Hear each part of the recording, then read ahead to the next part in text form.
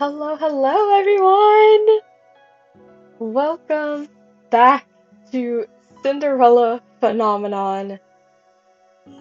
I am very excited today because I figured out how to do OBS Studio finally. Um, Took me long enough, but yeah, I finally figured out how to do it, and so now I'm streaming off of OBS Studio. Which is why if anything isn't working properly, please let me know. Um, I don't know what y'all can hear and what y'all can't hear. So if something's a little quiet or if something's too loud, also let me know. So, no, no, no. No, we're not getting into this at 9:12 in the morning. No, thank you. No. Um, so yeah, I also got new alerts. So, woo! I'm super excited about those. Those took me probably the longest out of everything last night because OBS Studio is difficult and didn't want to work. So, I had to I had to change some things around and that took forever. There's still some things I need to figure out, but eventually they will get done. But for now, let's get back into the game. Okay, it's good. It's good. We loaded. Also, what something I noticed is that like in the earlier chapters, it says Karma, but then when we learn what his name is, it says Claude, and I think that's kind of cute. Okay, I think this is where we were. I hope this is where we were.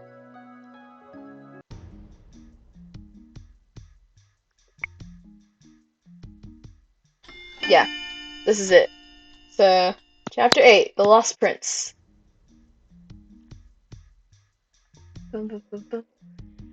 Keep your stance straight, princess. Oh, don't do this to me now. Okay. Dream gives me the wording, but too late on. Ah!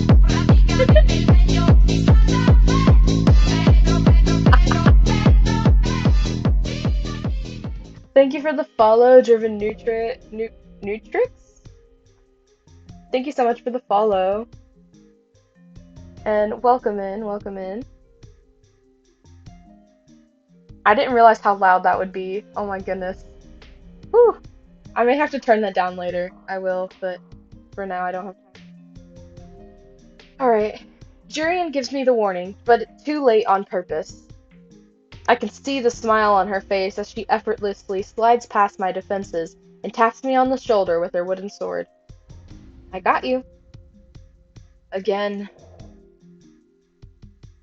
For the last few days, I have been practicing with Jurian and Garland because Claude still hasn't come out of his room.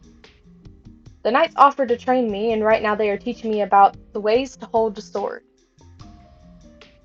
This is slow, but Claude did tell me I wouldn't be able to master the sword so quickly. Claude. He made me so angry that one day that I could not even properly give him my gift. Oh yeah, that's when he like told us off in his room and he was being a butthole.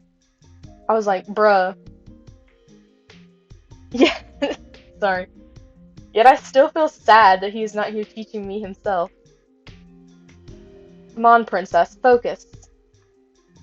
I jolt out of my reservoir and nod at Jurian. Okay.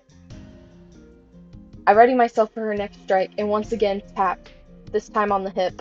And once again get tapped, this time on the hip. Garland takes over after Jurian, and then we do rounds where I try to hit them with certain strikes. They are both good at teaching, but it does not feel the same as Claude's instruction. His lessons seemed less like they were out of the book.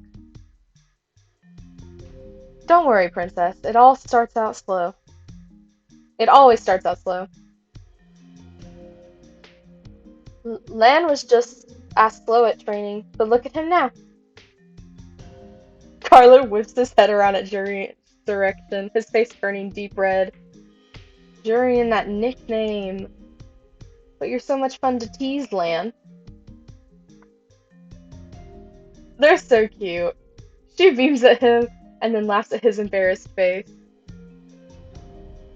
Our practice goes on for a few more minutes before the knights tell me to wrap up for the night. I think I'm going to stay out here for a little bit. Princess, you know it's dangerous out here at night. Good morning, Bread. How are you?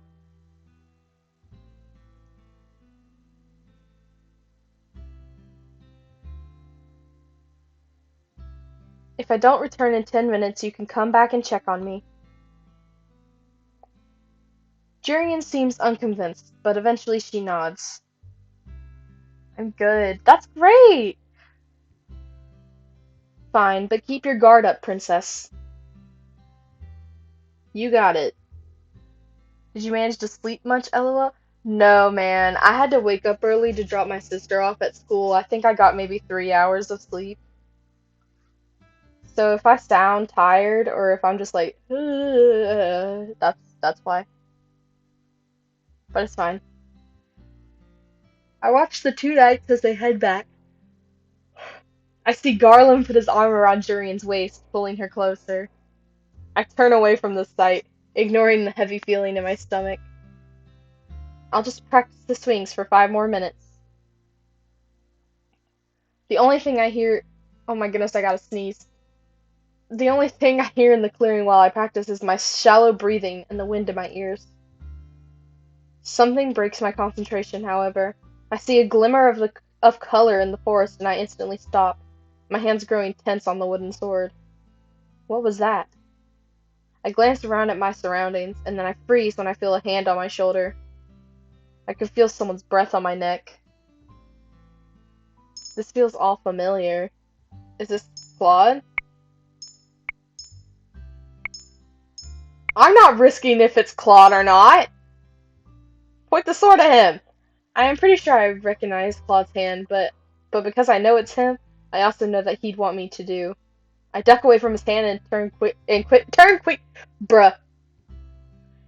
quickly to point at my sword. The tip of the wood is at his neck, and for a few stunned moments, I think I've won. Even Claude looks surprised.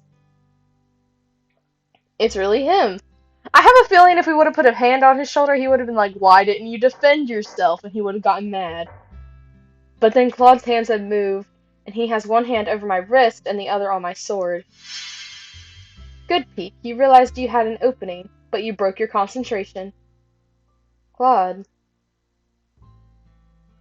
I don't know, Claude. You literally didn't talk to us for weeks, and you expect us just to be fine? Dumb. Dumb. Men are dumb. They're so stupid. I don't understand. No offense to any of y'all in chat, but like, gosh. Alright. Claude removes his hands, allowing me to lower my sword. I'm sorry, Peak. Well, thank you. I appreciate the apology. I feel my breath catch in my throat when Claude holds out the rose pendant that I got for him. I feel my cheeks flush. Offense taken. I'm sorry. Y'all seem fine. And frick. You accidentally... Ah!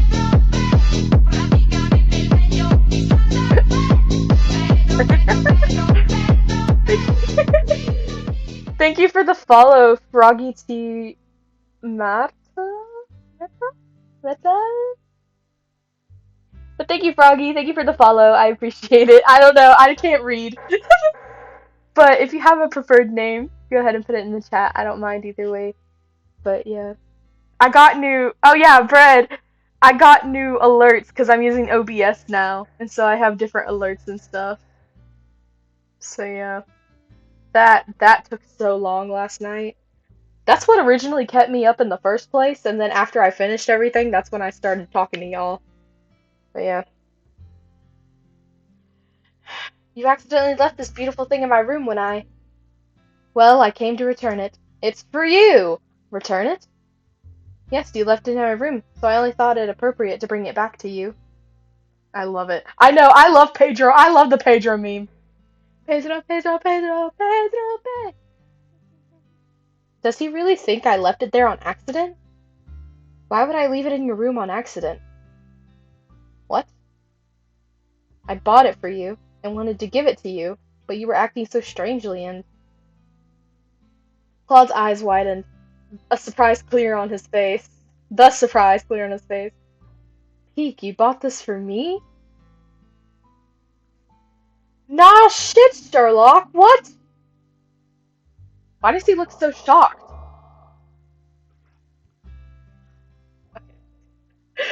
Claude looks at me in awe for a few moments. His eyes go back down to the locket. He traces a finger around the intricate shape, his eyebrows slowly furrowing. It's to thank you for everything that you've done for me. Peek. This is beautiful. He lets the chain fall through his fingers as he stares at the rose pendant with adoration. I feel my heartbeat stutter as he turns to regard me with turns to regard me with the same gentle smile. My voice keeps trying to cut out.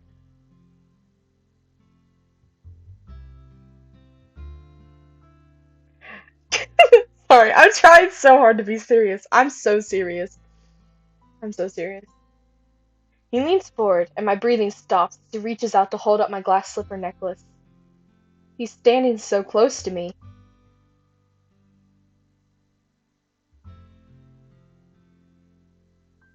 You really are a good person, Peek. You completed your second good deed.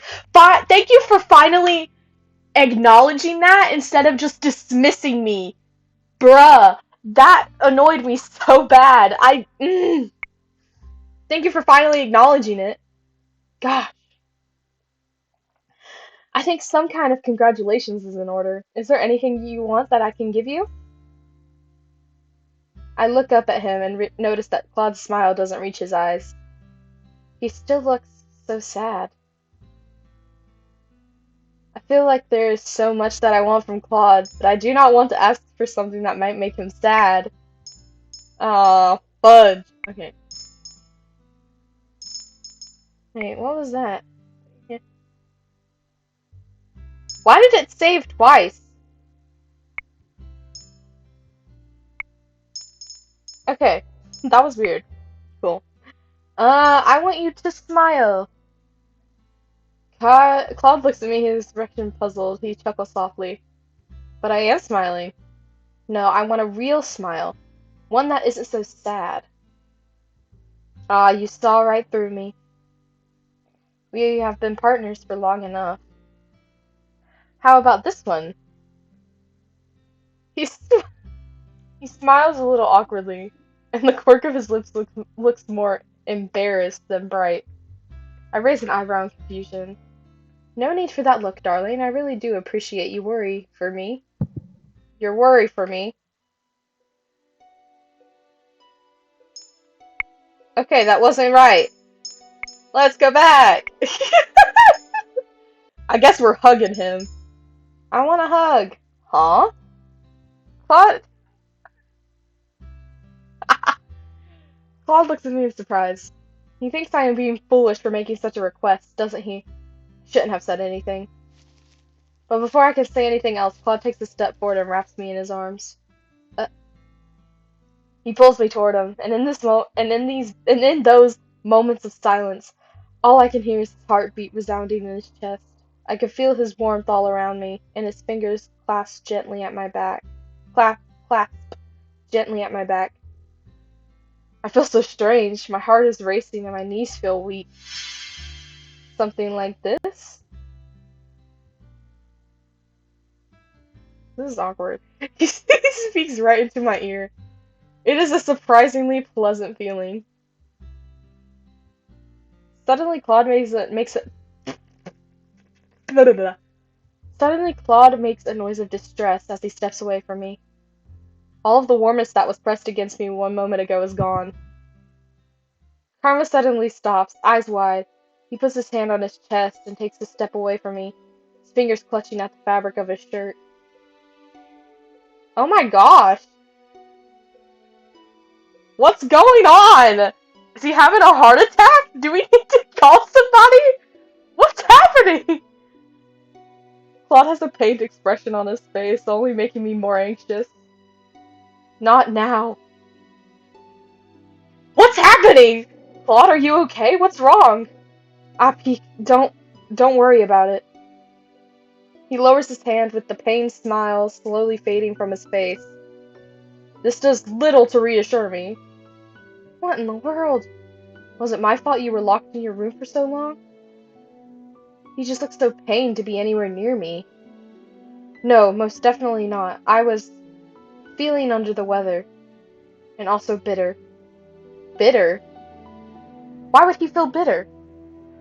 He's dead. Rip. Bro, he's going to die! I'm swearing he's having like a heart attack or something and needs to go to a doctor. But also, this is set in times where when people had heart attacks, they couldn't really do anything. I mean, still, sometimes we can't really do anything now either. So he definitely is gonna die. Alright, R.I.P. Claude. 2024, whenever this game released. But it's not for you to worry about, darling. For now, we should head back. It's late and you need to rest. I just got back from patrol, so I would like to rest as well. Is there anything else I can do for you? Okay, so I guess not? I don't know, I'm confused. No, Sweet Peak, you've already done enough for me. Get him to chew some aspirin for real. Literally, I'm tempted to, like, take out some aspirin and be like, okay, chew on this, bitch. He clutches the rose locket to his chest and sighs out a little with a gentle smile. This smile feels real to me. This is a beautiful gift, and I will treasure it always. Thank you, Pete. I mean, of course. Now shall we head back? I nod at him and we silently walk back to the Martian. When we make it back to the tavern, I feel tired, but also lighter than I have for weeks. Claude wishes me a good night before slowly walking off to his room, holding the rose locket that I gave him tightly. Cute.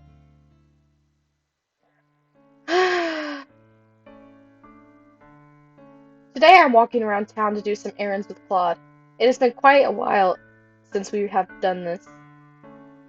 Though we are here to run errands, there is also something else that drew me into town today.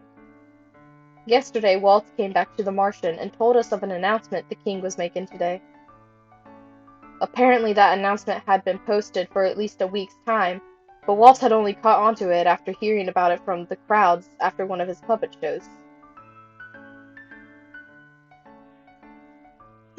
Sorry. I am not sure what this announcement entails, but I feel that I need to see the king make it with my own eyes. I can see more people milling about the usual, which means most of them must be waiting for the king to speak. I have a bad feeling about this. It is not strange for the king to make announcements, but this feels so sudden. And with everything else that's happened to me, I feel on edge. Wow, Peak, you make these bags sound a lot lighter than they'd actually be.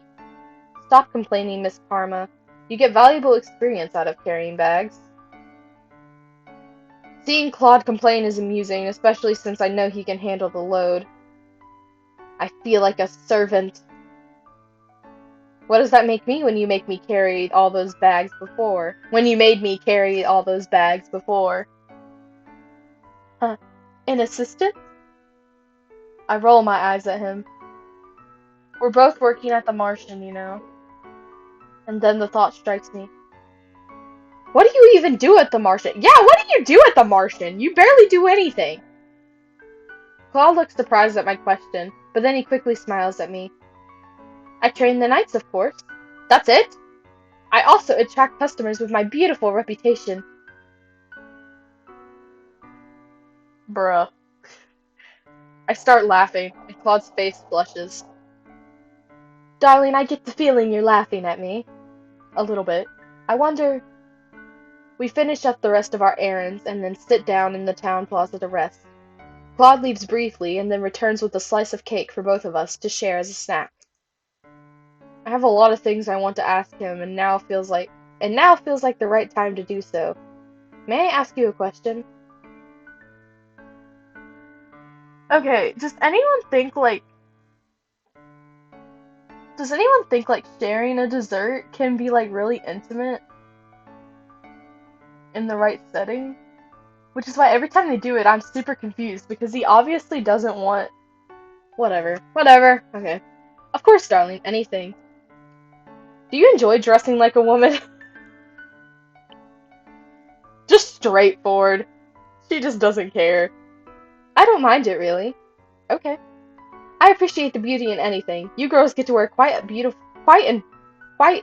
an assortment of lovely dresses and makeup. It's quite beautiful. I hate it. I hate it.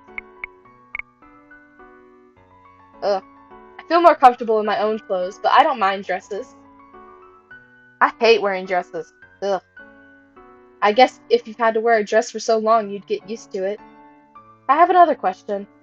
And what would that be? When I was in your room the other day, you spoke about a woman. Were you talking about the witch who cursed you? Oh no, the woman I was talking about. He suddenly goes silent and lowers his head. His expression fades into something more melancholy, and I feel my heart lurch. Lurch. Maybe I shouldn't have brought this up. To my surprise, Claude continues talking. Shortly after I came to Angiel, there was a woman that I met whose smile was as radiant as sunshine. She was beautiful, and when she laughed, everything felt right about the world. Hearing him talk about her makes me uncomfortable.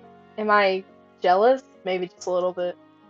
Claude, Claude watches me quietly, as if he is measuring my expression. Eventually, he goes back to speaking.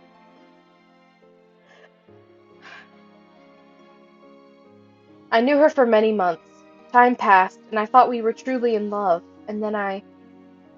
He goes silent for a few moments, his eyes distant, his expression pained. Well, some things happened, and I realized she only loved me because of my curse. She was drawn to me just like any other woman is. That's so sad. She seems so genuine in comparison to the other women, but in the end, Claude trails off and lets out an exasperated sigh. You were truly in love with her? I was. I've dated many women, but I've never fallen in love with someone who has honestly loved me back. Mood. So then the last person he loved was that one woman. Claude looks at me, and for a few moments he does not speak. Peek, do you mind if I ask you a question? No, I don't mind. Oof! Have you ever loved anyone? Of course we say our mother. My mother, of course. I was referring to a romantic kind of love. Romantic kind of love? What does that kind of love even feel like? Allow me to enlighten you. He smiles at me, and it is surprisingly genuine. It can feel simultaneously like floating and sinking. Your heart stutters and you worry about small things, about offending this other person in some way. You wonder if they'll like what you're wearing, or if they would prefer a sandwich to a casserole when you're treating them for dinner. You'll begin to find beauty in all of the things that they do. Their presence makes you feel complete in a way you had never thought of before. You try to imagine a life without that person and find that you cannot. To even consider such a thing is painful, so much so that it feels like it might break your heart. Sorry. Claude continues talking, but my mind is already whirling. Though he phrases things in a way that still feels unnecessarily dramatic, I feel a tinge of familiarity. The things he's describing, those are the things I feel when I am with him. Oop. Sorry. Before I can say anything, we hear the sound of hooves on the and wow. We hear the sound of hooves and the both of us turn. I can see a procession of knights along with the king on his horse. He normally rides into town like this, but today he's not smiling, and there are way too many knights riding with him. And is that Sir Alcaster? Yeah. Hello. Let us go find a place to stand and watch. Uh-oh. As you wish. Claude walks with me into the crowd gathering around the king, and we find a spot to spectate at the very edge, closer to the alleyways. My beloved citizens of Angiel, I have come before you today to make an important announcement. Ever since I was given this crown, I have sworn to live my life for the people, and to rule in all fairness, so that our kingdom could enjoy great peace. The crowd breaks into applause. I stare at the king, an uneasy feeling in my stomach. In my stomach. What? I stare at the king. an uneasy feeling in my stomach when I notice that there is sadness in his eyes, though he is smiling. Then I notice Sir Alcaster appears to be hiding a smile. I do not like where this is going. The king's speech goes on for long minutes after that, with him detailing the commitments he's made, the goals he set, and finally his love for the people. The audience around us claps and cheers, but Claude and I are silent. Something is not right. I nod in response. To this day I keep this promise. I would never break this oath, for it is the foundation on which I rule. The audience claps again. Oh my gosh, stop clapping! But I am silent, watching the king intently. Unfortunately, the unwelcome news that I bring you today gives me reason to hand this foundation over to someone else. I have fallen terminally ill. Oh, dang. He must be evil. He has facial hair. No, he's sick. He's our dad! The king's proclamation is met with shocked and angry chattering from the audience. I cannot hear anything that is being said over the cacophony of voices, but I know that the audience is dissenting. I stiffen as I stare at the king. He is lying. I can tell by the firm set of his jaw and the way his eyes flicker across the crowd faster than they ought to. The king has lied to me so many times before that I can recognize when he does it. I know that this unfortunate news must come as a shock, but this is an illness for which there is no current cure. As for the question of my successor, he trails off for a few moments, and I think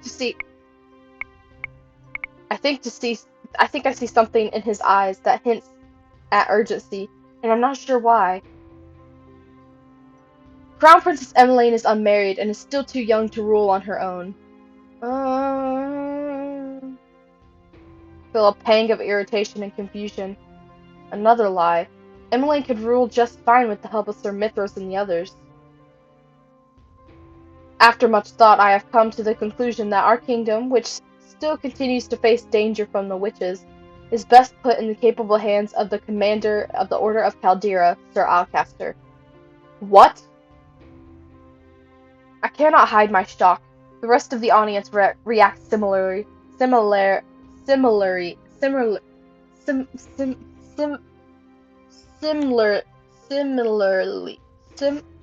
Yeah! Their sudden outbursts a testament to their confusion. I know how to say that word, but it's just not working today. While I will be providing support and assistance from the sidelines, I cannot, in all good grace, continue to wear this crown when I know I cannot serve my people as they deserve.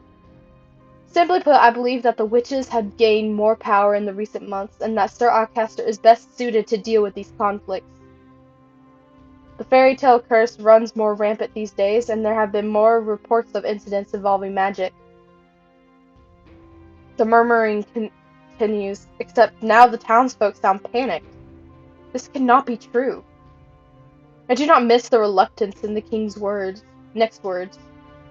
Sir Alcaster has also suggested a number of remedies to our laws, especially concerning our security and work hours.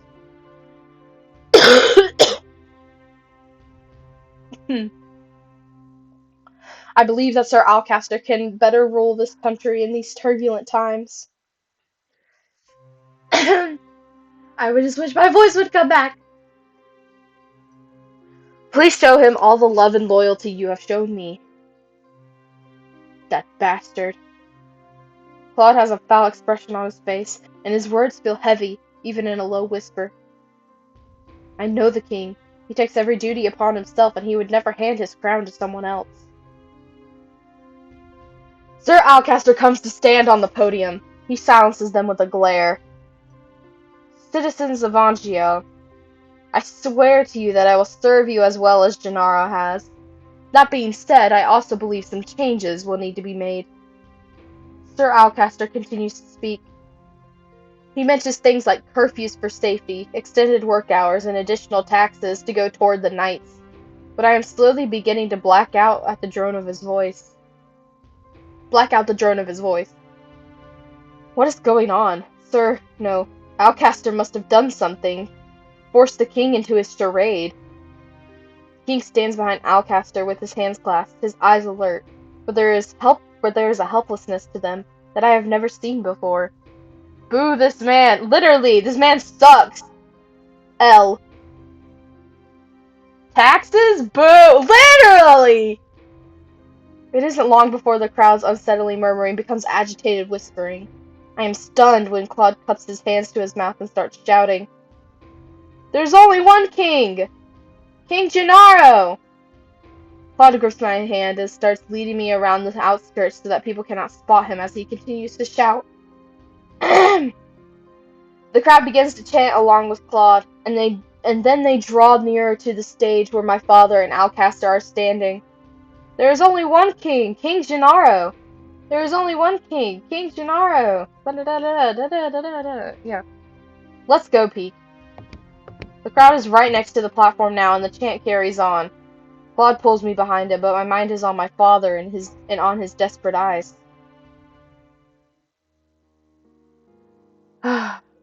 Hours later, the Martian's tavern is chaotic.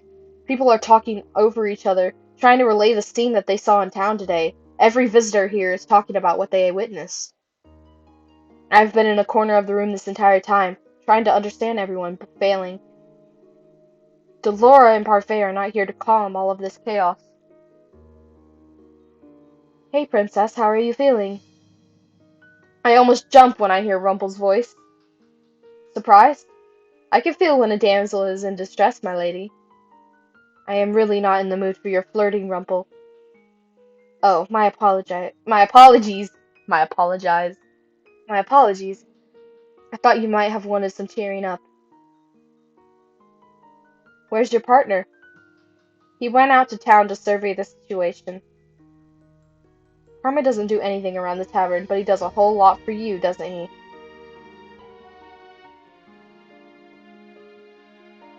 I suppose that's the least a man in love can do. I feel myself blush. What is Rumpel going on about? Princess, you're pink! I am not! My mind feels all scrambled now. This is all Rumpel's fault. Poor Rumpel. Rumpel gets blamed with, like, everything. Thankfully, before Rumpel can continue talking, the door opens and Delora walks inside to call all the Martians' boarders into the reception room. When I step into the reception room, I am surprised to see two familiar figures standing beside Parfait. It's our family! Emmeline and Rod. Both of them look downtrodden and discouraged. Slap him again. I want to! Everyone is noticeably shocked as they step inside. Oh my gosh. The prince and princess? Where did they come from? What is happening at the palace? What of Queen Ophelia? We need silence in the room, everyone. Delora raises her voice, effectively causing everyone to pause. She glances at Parfait, who nods and then turns to look at Rod and Emmeline. Princess Emmeline, if you would tell everyone what you told Delora and I. The room is unnaturally quiet as Emmeline begins her story. She starts with the events of 1 week ago. In the middle of a family dinner, Alcaster burst in with soldiers and seized her, Rod, and Ophelia in front of the king. Sir Alcaster said that if the king didn't hand over his crown, he would kill us. I had no idea a coup would be staged. We had no idea a coup. Help! We had no idea a coup would be staged. The three of them were taken down to the prison cells, with Ophelia taken to a separate cell. Sir Fitzgerald helped us escape, but only just barely. Fritz! Fritz, are you openly disobeying your father? Fritz! Fritz! I hope that he is safe. I hope he is safe too. Alcaster wanted to kill the king. I'm sure that he still will. But he has no reason to. The king has already handed over his crown. I speak before realizing. Everyone stares at me, including Rod and Emmeline. Alcaster is a foul man. I only think he's I only think he usurped the throne now without violence because he wants less resistance from the people. He never spoke up to my father before. Did you just say father? But, whoops. It's a long story, Em. Emmeline looks between Rod and I, her expression confused. You know each other? We do. Emmeline looks like she wants to say something, but she remains silent. Our mother is still inside the palace. We need to save her somehow, and Sir Fitzgerald. What happened to Fritz? Aww. Hashtag say this wrong. Shut up, Ron. Shut up. We don't know. He helped us escape, but we were spotted at the last minute. He told us to run ahead and leave him behind. Fritz! No! We didn't see him again after that, and we couldn't just wait, so Rod brought me here. Right now we need to piece together this situation as quickly as we can, and then we need to figure out a way to save the king. I knew Alcaster was up to something, but I never thought it would escalate into this. Jurian, what do you know about this? Garland and I weren't stripped of our titles because we disobeyed Alcaster's orders. It was because we overheard Alcaster plotting something and tried to tell the king of his plot. We gave him a warning, but the king did not believe us, not with Alcaster and Mithras whispering in his ears. The king didn't think Alcaster was possible of such a betrayal.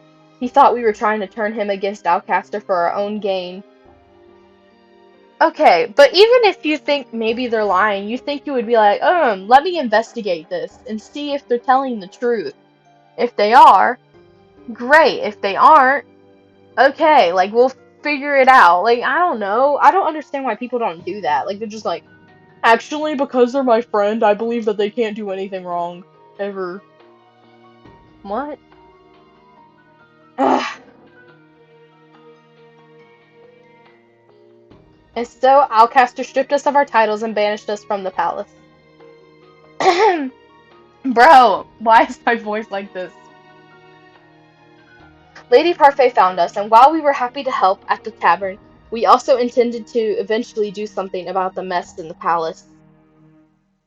So Alcaster has been planning to do this all this time?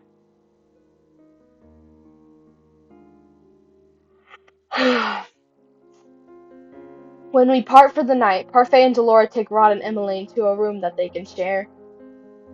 It has been decided that they will be harbored here until at the Martian, a place that Emmeline apparently knew about but never came to because she wasn't cursed. Rod did say that his family knew he was cursed. I noticed Emmeline looking at me many times throughout the night, but she never asked me anything. The next few days are a muddled mess. Everyone is busy trying to find out what happened, and what can be done to help the king. I am sweeping the tavern half-heartedly one day, my thoughts on everything but chores. Everyone's been trying to do something to help out the last few days. Though I've gone on quite a few trips into town with Claude to search for information, I haven't been able to find much. I feel so useless. I am finally on my break, so I decide to go into the reception room to rest. When I step inside, I notice Emmeline sitting on the couch. She waves me over as soon as she sees me. She hasn't really spoken to me since okay. Since she really help. Okay. She really hasn't openly spoke to me since she has been here. Parfait and Delora have been trying to hide her so as not to cause a ruckus in the Martian. Rumors are dangerous now. You're Peak, right? Yes. Rod told me about your curse. He said that you're the king's blood daughter. I'm really sorry. She's so sweet. I love her. You got this. I do. I believe. I am shocked by Emmeline's sudden outburst. What? I didn't mean to, but I took your place. How could I forget my own sister? We are not blood related. Can we romance Emmeline? I don't know. I don't think so. That doesn't matter. I would love you regardless. Stop. Stop it. Ah! Emmeline was always trying to take me out and do things with me back when I was still in the palace. I distanced myself from her because I thought the king loved her more than he loved me. I still think that maybe he does. We weren't close.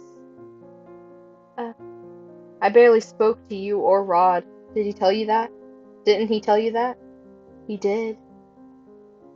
But perhaps now we can turn over a new leaf? Emmeline is as stubborn as always. I have more things to worry about than being her friend. No, you don't! Shut up! I have to go. Girl, what? I walk off before the conversation can continue. Bruh. If I hadn't been cursed and remained in the palace, Sir Alcaster would have taken me hostage. Would Sir Alcaster have taken me hostage too? Hmm. Maybe that's why he had the night. That's why he had the knights searching for you, even though he didn't know didn't know that you existed. The hours tick by, and as the tavern is emptied for the day, Delora calls everyone together to explain that she and Parfait have pieced together about the situation. Alright, everyone, we have come upon some new information. The first is that Sir Alcaster has cracked down on the riots in town. Anyone seen protesting his rule is thrown in prison. Oh my gosh. The king always valued the people's opinions. Alcaster does not want opinions. He only wants to rule with an iron fist. Our patrols have shown that there is overall more security in the palace and around the town. They have been charged with keeping people quiet in whatever ways they possibly can. That's so messed up. As we heard from the prince and princess, things are most turbulent in the palace. The king is still alive, but it is likely it is unlikely he will stay that way for very long. One thing is clear, given Alcaster's motives to take over the kingdom, I doubt he will rest until the king is dead. The king's men have turned against him, and even if there are loyal soldiers still left in the palace, we cannot contact them right now. Rescuing the king and queen will be on us then. We're just so happen to have people in this tavern that have a shot at rescuing them. Prince Rod has the key to the secret passage we can use to break into the palace. Secret passageway? But only the king and the commander of knights have the key to that passage. So how did they get a copy? Who is going to join us on this mission? Me! I will. Jurian and Garland both volunteer immediately, followed shortly by Claude and Waltz. I'll go too. The room goes quiet as I step forward and volunteer. Princess, we can't just allow you to put yourself in danger. I look at Claude, who is staring at me shocked. I took up the sword so I could protect those I care about. Princess, you don't have nearly enough practice. But I can help. I still have time to learn. I agree with Parfait, Princess. The palace isn't the place for you to try out your newfound sword skills. Then you may as well chain me up because I refuse to stay here while you all go save the king. Princess. Well, she has been practicing with the rest of us. Don't encourage her, Jurian. But it's not like any of us can stop her anyway. You're right, the princess is quite stubborn. Says you! Says you! Claude agrees with Jurian, but I can tell that he does not like the idea of me going along with them. If only we had the time to get reinforcements from Karma's country. Karma's country? Brugantia, I don't know. How is it possible that a Brugantian citizen can simply ask for reinforcements? Because he's the prince, dumbass. What? Karma is the crown prince of Brugantia. There's some shuffling in the room as everyone turns to gawk at Claude. Rumpel, Anise, Rod, and Emmeline all look shocked by this revelation. You're the lost prince? Lost prince. Sounds like such a tragedy, doesn't it? Anise suddenly looks stressed as she fiddles her thumbs. All this time and I never knew. I'm so sorry, Your Highness. There is no need for formalities, Anise. But I am the lost prince after all. I keep my lineage a secret because right now I am just a normal commoner. But you're the prince! Couldn't you still ask for reinforcements? Even if I did ask for reinforcements, I'm pretty sure they would never come in time. Besides, I can't go back to my kingdom yet. He cannot go back while he's still cursed. The conversation continues in a more solemn tone. Eventually, we start speaking of our plan to enter the palace. When the details are all finalized, I repeat everything myself to make certain. Sorry. To make certain that I know what is meant to happen. Waltz will lead us to the palace, then Waltz will lead us to the palace then, and Jurian and Garland will follow right behind him, watching for the most immediate enemies. Leave it to us. We will deal with any resistance before it touches you, Princess. And Karma will be watching from the back, along with Delora. A witch and a prince for backup. Delora smiles wryly. Claude rolls his shoulders. I'd like to think of us as more the closing act. LOL. Though if it all goes according to plan, we will have no need for either the opening or closing act. It is a small task force, which is better. The smaller the better. The last thing we want is to be noticed. We decide to meet again over the course of the next week to finalize our plan and carefully survey the situation in town before parting. Claude has taken to training me, Jurian, and Garland at the same time. Just the other day, he had all of us attack him together. Even though I am nowhere as good as a trained knight, I still managed to hit him once. I feel like things are coming to some sort of I feel like things are coming to some sort of conclusion, and yet I still haven't done 3 good deeds. Today we finalized our plans for getting into the palace. We have mapped out where the king and Ophelia must be in the prisons, where the guards might be positioned, and how we plan on sneaking in. I sit down on my bed, and I am about to lay down when I hear something. Hello, love. He did it to us now. You're red. Were you thinking about me? Shut up. I noticed that he has one hand on his chest tonight. But then, I noticed that he has one hand on his chest tonight. But then, he has been doing that more often lately. I noticed it during practices, and sometimes when I catch his eyes. Is he sick? Darling? I shake myself at the sound of Claude's voice. What if I was changing? You could have knocked. Well, you didn't seem to have a problem when you walked in on me changing without announcing yourself. That's different. Not really. He strolls aside and steps closer to me. He smiles at me mischievously. Oh, how so? Cat got your tongue? He's so cocky, and I just can't. Ugh. Okay. Flash shakes his head, his smile softening. I really didn't mean to come in to disturb you. I just have something important I need to say to you. Claude kneels in front of me and furrows his eyebrows. Oh? What? Oh, okay. I was like, bro, what? I just read that he gets down on his knee, and so I was like, dude, what? I want to insist you reconsider. Wow. I want to insist you reconsider going to the palace with us. As Parfait and Delora have said many times, it will be dangerous. Nothing you say is going to change my mind. I want to do what I can to help everyone. Yes, and that terrifies me. Uh, terrifies you? If your stubbornness leads to you putting your neck out there for someone, I would never forgive myself for your injuries. If you want to help me, stay here where you'll be safe.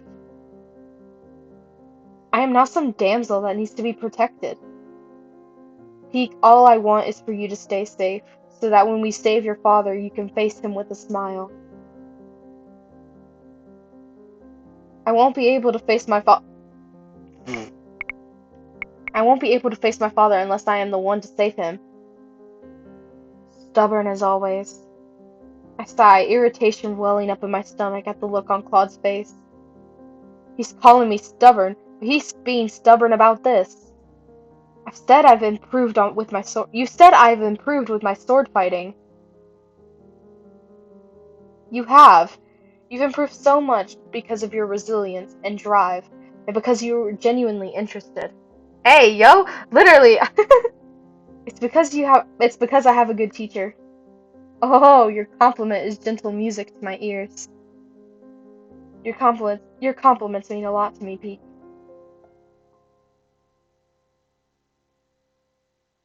Have a good stream. Time for me to run for a bit. Bye, Kron. You have a good stream too. See you later. My eyes fixate on his soft smile and at the gentle crinkles and at wow, help. My eyes fixate on his soft smile and at the gentle crinkles in at his eyes. Our eyes lock, and for a few moments I am aware of a slight energy between us. I glance hurriedly, not entirely sure of what would happen if I kept staring at him. My heart beats unsteadily in my chest. Earlier today, I comforted your sister when she started crying about the things that had happened in the palace. Emmeline? Why would he comfort her?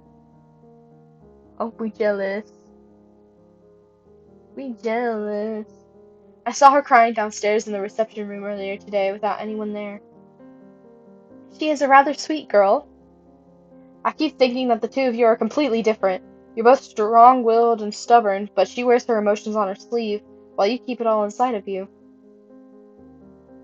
I'm not hiding anything, if that's what you are implying. Mother always told me crying was weak. Claude stands up and leans forward. Before I know it, I am in his arms. Uh, Peek, I'm always here for you. I feel flustered again, and my mind feels foggy. I can barely comprehend what's in my mind or in my heart.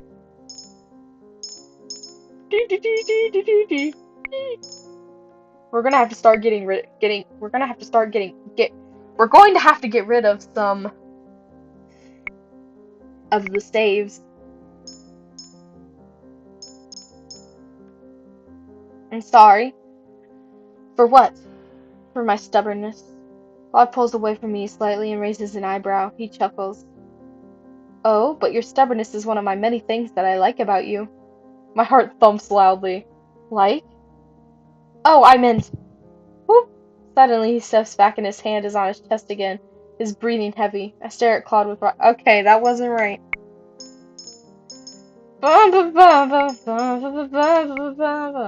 Okay. Why do we always choose the wrong one? Thank you. You never need to thank me, Peek. But you've done so much for me. It is not just the sword fighting, it's your patience, your company. You're saving me when I need help. That's not true.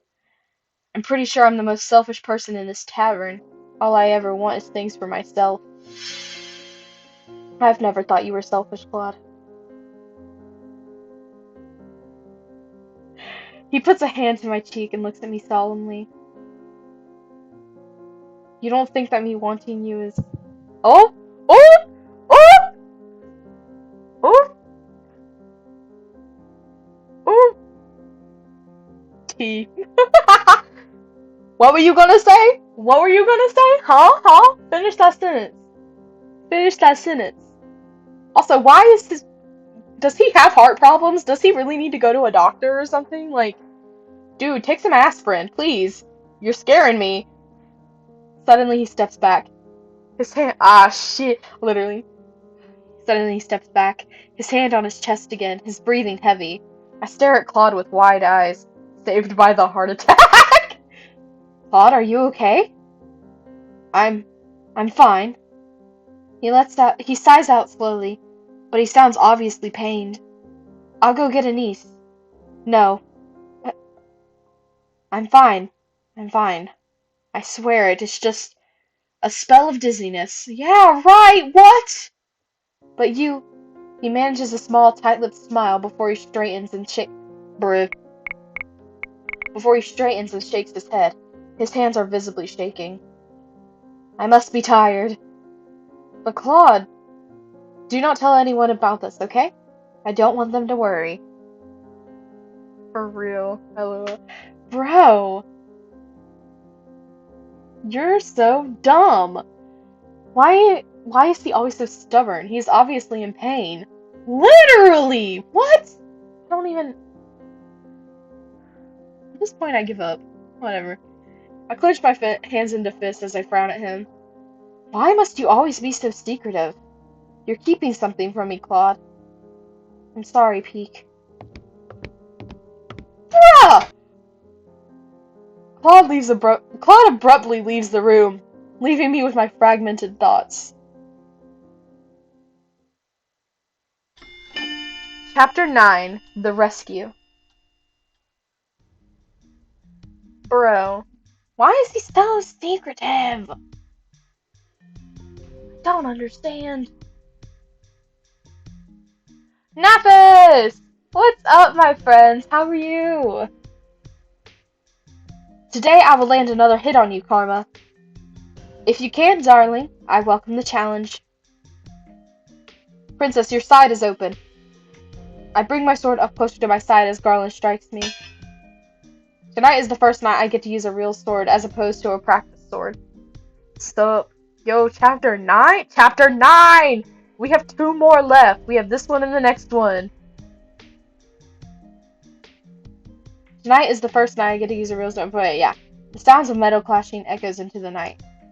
Is this what a real battle feels like? No. We have been practicing under skirmish conditions for the last few days, since tomorrow is the day we enact our plan. We are doing some last-minute practice. Wanna have some mango? Yes, I love mango! I'm actually starving. I want food so bad. Remember, fighting back-to-back is better than doing it alone. Claude dodges Jurian's sword as he speaks, but I notice that he seems to be taking special care not to look in my direction. Rude. He has been fine for the last few days, but I am not sure when his pain will return. If only he would tell me what is wrong with him.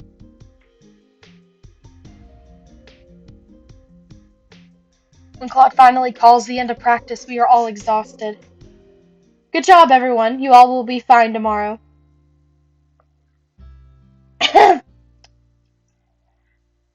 Garland turns to face me, a soft expression on his face. And if it comes down to it, Jurian and I will protect you. Thanks, Garland! Garland looks over his shoulder at Claude. Both of you, that's our job as knights. I am quite capable of protecting myself, but I do appreciate the offer. It's late. We should all get some rest. The 2 knights excuse themselves, leaving me with Claude. Peak, you should go to bed.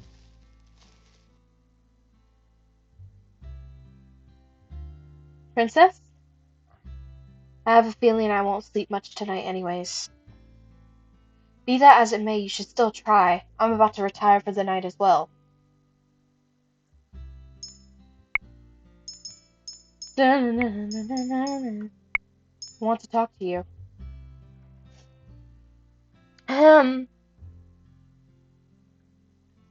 About what? Claude takes a step back, and I stare at his hand absently. As I stare as his hand absently moves to his chest. Are you really okay, Claude? I've been perfectly fine this past week.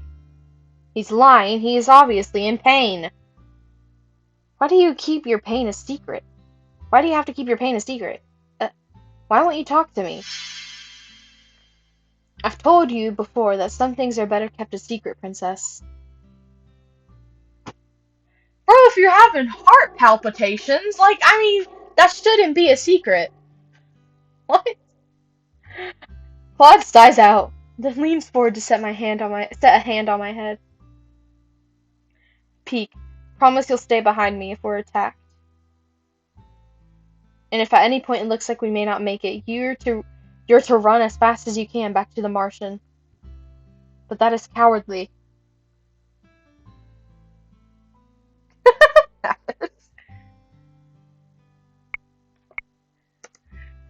Peek, don't you remember what I said before?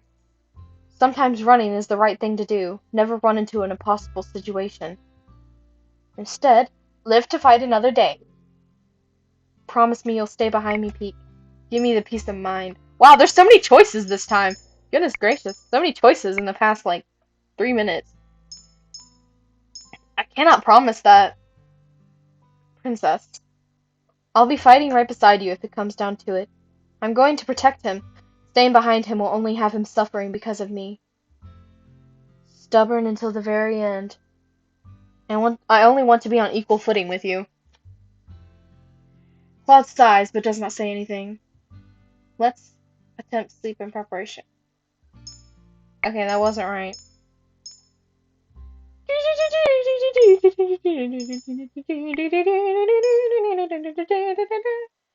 I promise. If it'll make him feel better before going into this mission, I cannot deny his request. Claude's expression softens as he moves away from me. I'll stay behind you. Thank you, Princess. I don't want to promise that. Let's attempt to sleep in preparation for tomorrow. When this is all over, I'll pry Claude's secrets out of him.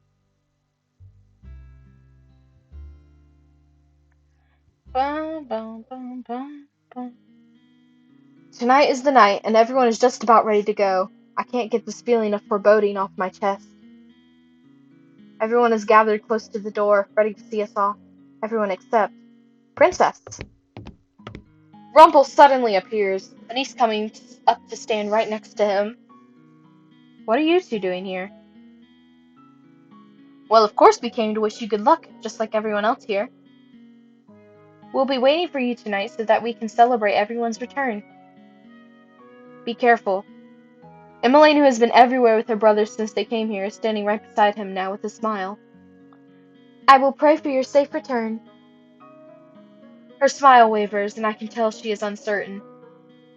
She has the greatest knights of a Chaldea, 2 witches, and a prince. She'll be fine. 2 witches and a prince. Rod's responses are curt as usual, but I cannot help but notice the hesitance in his voice.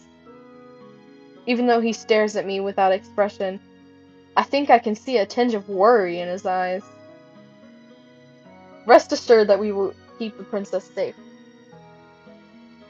We are not going to let Alcaster get away with what he did to Angiel and his royal family.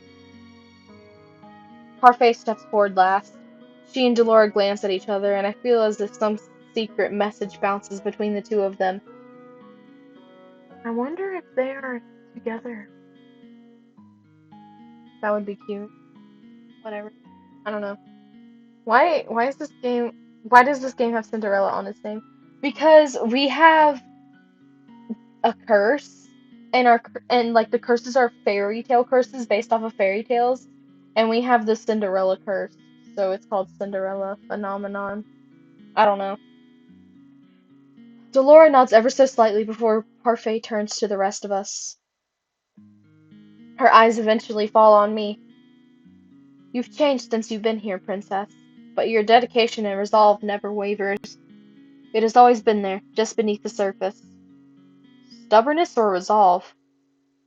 It is as if Parfait is able to read my thoughts. She smiles as she says, "Ah!"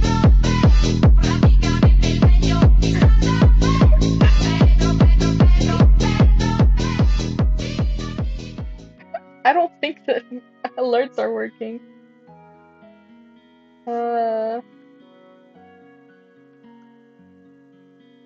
Bum ba bum.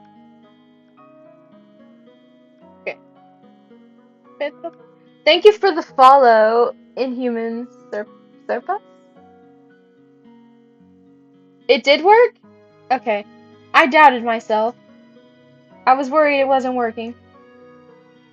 Okay. Sorry, I'm trying a new thing today, so I'm like worried that stuff is not working. Pedro, Pedro, Pedro, Pedro, Pedro. So you were able to see the alert? Question mark?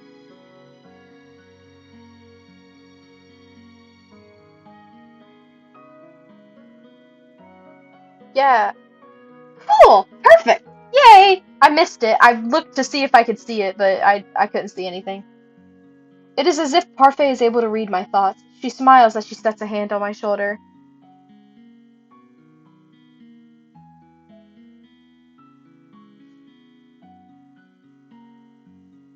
Your dedication is very much like King Gennaro's. You are proud and honorable, and always take steps in the right direction. I heard it, I don't know if I saw it. Dang, I don't know, I'm worried. Oh well. That is why I know you'll be back tonight. Tonight, just as Rumpel said, we will all be waiting for you. All of you. Stay safe tonight. I nod my head as everyone gathered around begins to repeat their hearty goodbyes. It is Delora who walks away first. We all follow behind. The night has just begun.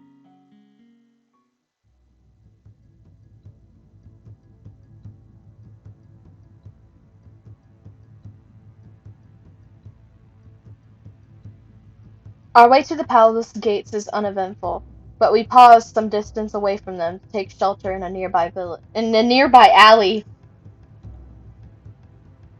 Uh, there are knights everywhere. Waltz points to what looks like a regular section of the wall. There's the hidden door to the tunnels. If we time it right between the knights' patrols, we should be able to make it. On my signal. Claude puts a hand on my shoulder and squeezes. It is an abrupt gesture that doesn't last long, but the motion calms my nerves somewhat. We will be fine. I was jamming to Pedro. I always jam to Pedro. Our footsteps echo in the tunnel. Standing in front of me are Jurian and Garland, who are flanking Waltz. Dolores stands beside me, and Claude is at my back. This small tunnel makes it seem like we brought a lot of people. This way. We silently follow Waltz's instructions. How is it that Waltz knows about these tunnels? Yeah, how does he know about these tunnels? I've already taken into account the guards and where they might be positioned based on Prince Rod's information. We should be alright. Garland and I will act as distractions if needed. Princess, leave most of the fighting to us if there's any to be done. I know, I will only fight if I need to. If only I wasn't cursed, I would be able to fight to my full extent. Dang. I think you're still quite capable without all your magic, puppeteer. Oh, a compliment? It's an honor, Miss Karma. I am only in this dress because of Jurian, you know. Jurian crosses her arms and cocks an eyebrow at Claude. I wouldn't fall in love with you no matter what you say. That's what they all say. We're here. Suddenly everyone goes quiet. I feel a lot heavier as I stare at the staircase in front of me. This should lead to the throne room. I did not know we had a secret passage in the throne room. How much does Waltz know about the palace? Yeah, Waltz, what the heck? Immediately after we step into the throne room, we split apart to avoid the guards' gazes. I stick close to Claude and Waltz as Delora conjures a blanket of shimmering fog that envelops the guards.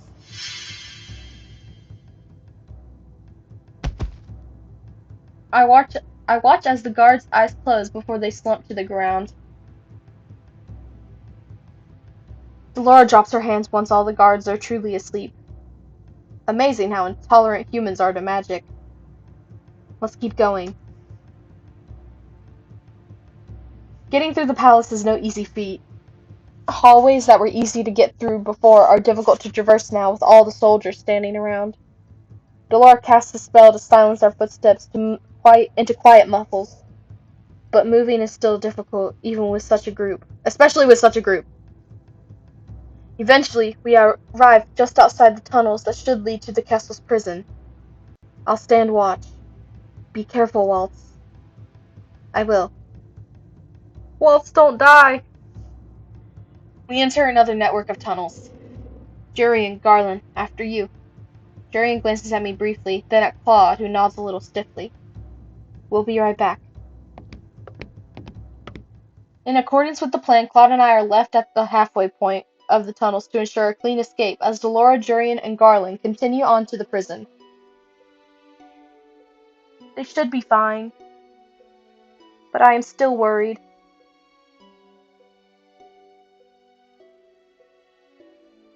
My eyes wander to Claude, and I bite down on my lower lip when I notice that his hand is once again raised to his chest. I find myself reaching out to grab Claude's hand, but he swiftly pulls it away. Oh my god! The glare on his face takes me by surprise. Why is he so angry?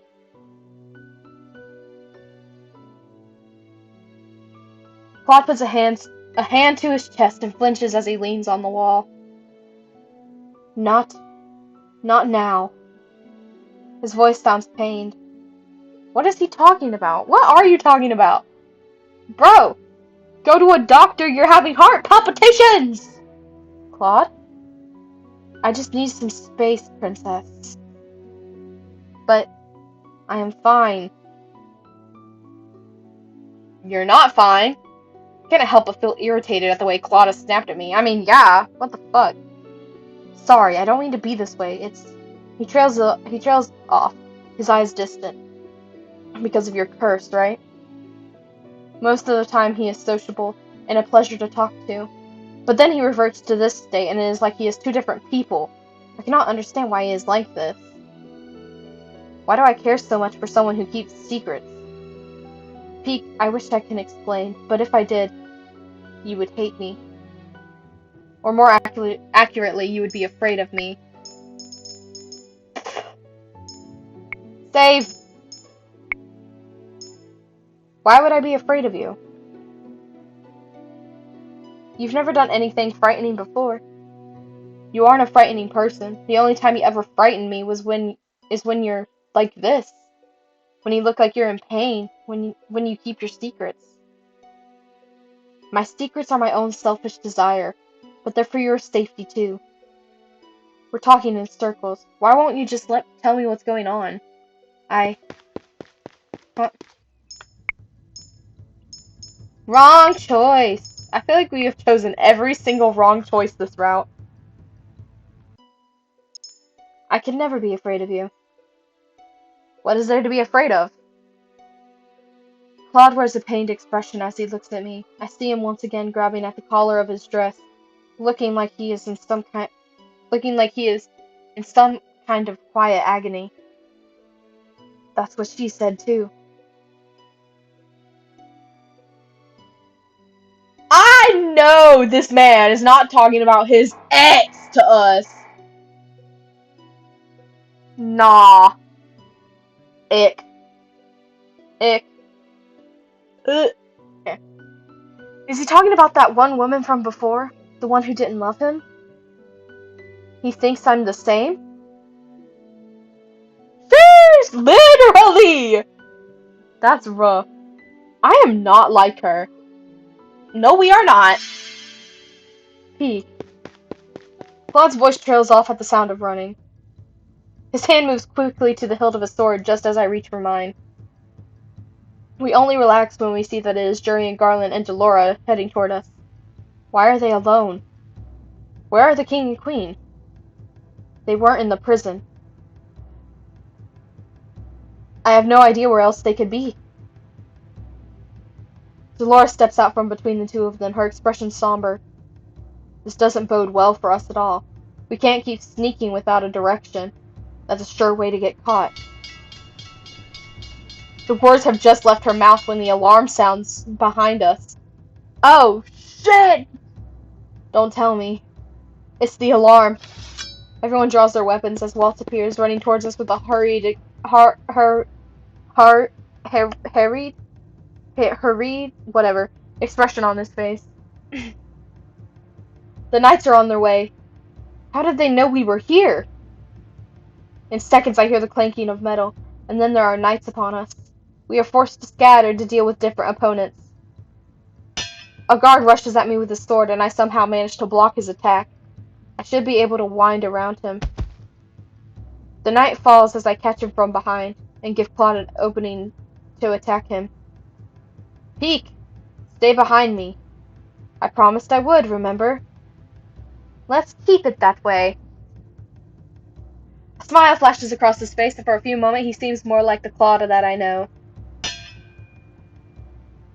A knight manages to separate Claude and I, leaving me by myself. He grabs my arm. Unhand me! I watch in shock as a shimmering fog surrounds my attacker, his eyes closing as he slumps to the ground. He is only the first to fall. Second later, most of the knights in my immediate vicinity have fallen to the ground. I can tell by the subtle rise and fall of their chests that they're asleep. Sorry, I couldn't focus long enough to cast that spell earlier. Delora drops her hands and turns to address Waltz, Claude, and I. Head towards the entrance hall. The king must be in one of the central rooms. Jury and Garland and I will head to the bedchambers in the east wing to look for the king. Queen! Splitting up is not part of the plan. We don't have much of a choice anymore if we're going to get the king and queen out of here. We have to improvise. Now go. Claude grabs my hand and jerks his head at Waltz. Let's go. The three of us rush out and into one of the palace hallways. I keep my gaze forward while Waltz and Claude watch for enemies on either side of us. On our right.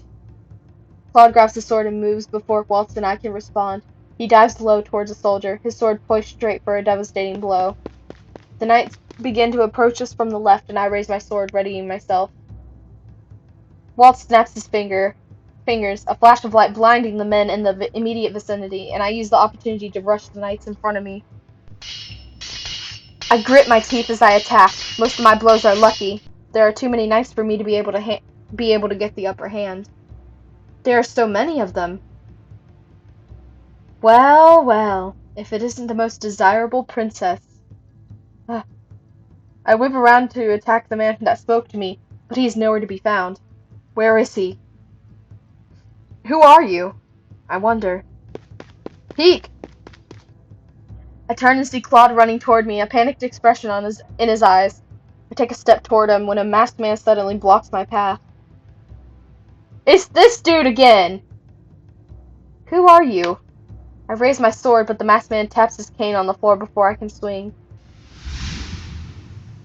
An incredible pressure blasts out from the cane. It shoves Claude to the floor and blows me backwards. I hit the wall hard and my vision darkens. Claude. Oh, frick! Where am I? Why can't I see anything? My head hurts. Rise and shine, Sleeping Beauty. I jerk upright at the familiar voice. You're the man who knocked me out. The man laughs and I blink as I try to pinpoint the direction of his voice. Did he blindfold me? I command you to take off this blindfold. I don't take orders from princesses that no one remembers. But I am a gentleman, so I suppose I shall have to heed a lady's request. The blindfold is abruptly pulled off and I flinch at the sudden brightness. Why, hello there, princess. My captor looks at me, amused. He wears a crooked grin on his masked face and a cape on his shoulders. Who is he? My eyes wander. Wow, that voice. My eyes wander to the throne, and I cannot help but gasp at what I see. The king is strapped to the throne, hands bound, mouth covered. Your Majesty! The king pauses to look at me, his eyes containing a mixture of alarm and confusion. I turn to glare at the masked man. Let him go. No can do, princess. Though, Don't you think he still looks regal sitting on his throne like that? I grit my teeth as I begin to struggle against my bonds. Struggle all you like, you won't get out of any of those knots anytime soon. You won't get out of those knots anytime soon. Who are you? The masked man drops into an elegant bow. I am called Varg. Varg? What have you done to my father? Me? Nothing. Well, nothing much. I guess gagging a person and tying their hands behind their backs counts as something. Are you working for Sir Alcaster? I don't work for anyone. So he's a mercenary? The door flies open, and Alcaster steps in, his face full of anger. Mithras, the fool! How absolutely useless he was. Varg gives a dismissive shrug. He regards me again with his mischievous smile. Well, I do agree with that wholeheartedly. That man is in the past. Here in the present, we have someone far more interesting to deal with. Varg gestures at me. I glare at Varg before turning my gaze to Alcaster. I used to think Alcaster was someone to be respected. Not anymore. If it isn't the princess herself. You remember who I am? Once Mithras made the connection, it was too obvious to be false. Could Sir Mithras remember me? Yeah. I don't want to say why, because it's spoilers, and we'll find out in other stories. But also we find out in Rod's path, so I won't say anything. Alcaster shifts his attention to the king. Gennaro, do you not remember this girl as your own blood daughter? My eyes meet the king's, but I see no recognition in his gaze. He cannot remember me. I haven't managed to break my curse yet. Why are you doing this to my father, to the kingdom? Everything I do for the kingdom. All successful rulers have run with an iron fist. Fear is the best motivation. A king that is too lenient and does not inspire fear has no business being on the throne. But the people of Angia loved their king. Before I had thought that the town people were despicable because they hated me. Now I understand those reasons. They may have judged me as mother's daughter, which is wrong, but that does not mean they should be subject to a regime of fear. Your obligation as a ruler is to rule for the country, not the people.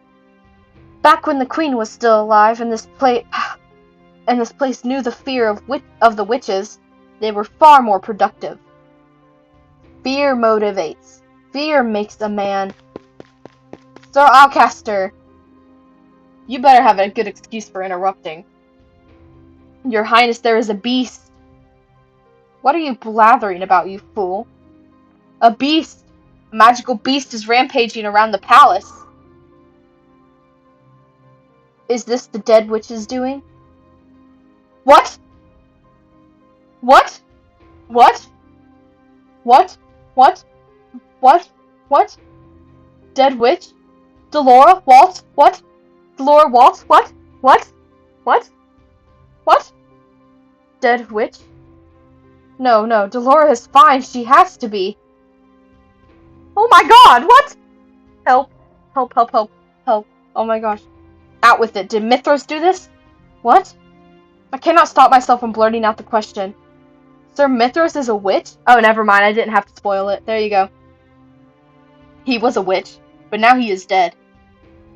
He turns to his knight and demands more information. I am too shocked to hear their words.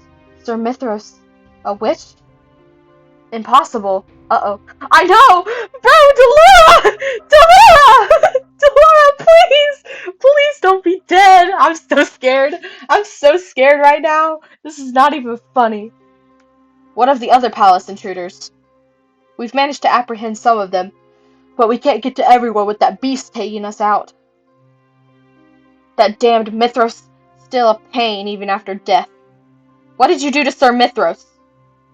Did you not hear me, girl? He's dead. Killed by my hand. But why? Oh. I'm scared. Bread! What do you think's happening? I don't know. He was helpful at first. We work together to achieve our own personal goals. He eyes me cautiously. He wanted you, Princess. If Sir Mithras was a witch, that would explain why he still remembered me. Why did he want me? Who knows? It doesn't matter anymore. I gave him my knights to assist him in his search when the witches could not. But in the end, that fool was too power-hungry. I got no idea, LOL. I don't either. I'm so confused. Is Delora dead or no? I need to know. I need to know. You never entered into my plans. You would have been safe, Princess. You would have been safe, Princess, had you just stayed put. Well, what? Bro, I don't like this. I don't like it. I don't like it. You never entered into my... Yeah, you would have been safe had you just been put. There we go. But now that you're here, you'll come in handy. Handy for what? Handy for what? I think creepy doll lady is fine. They wouldn't kill her off, right? I hope not. Alcaster turns back to the knight, who immediately bursts into explanation once more. The beast is moving quickly. We do not know how much longer we can keep it from this room. There is a beast in the palace? And it's Sir Mithras' doing? I am so confused. And what about the others? Are they okay? Let me go, Alcaster. You are not going anywhere. It sounds like some of your friends are very persistent. They will be coming for you, and when they get here, I will kill them. You, Princess, are going to make excellent bait. No! You know, I like this turn of events. Kind of amusing. Tell me what of all of this. Varg looks unmoved by Alcaster's anger. It is Mithras that summoned this beast, is it not? Then you must know what is happening. You're asking me? Of all people? Huh! As if I would be able to answer any of your questions. You...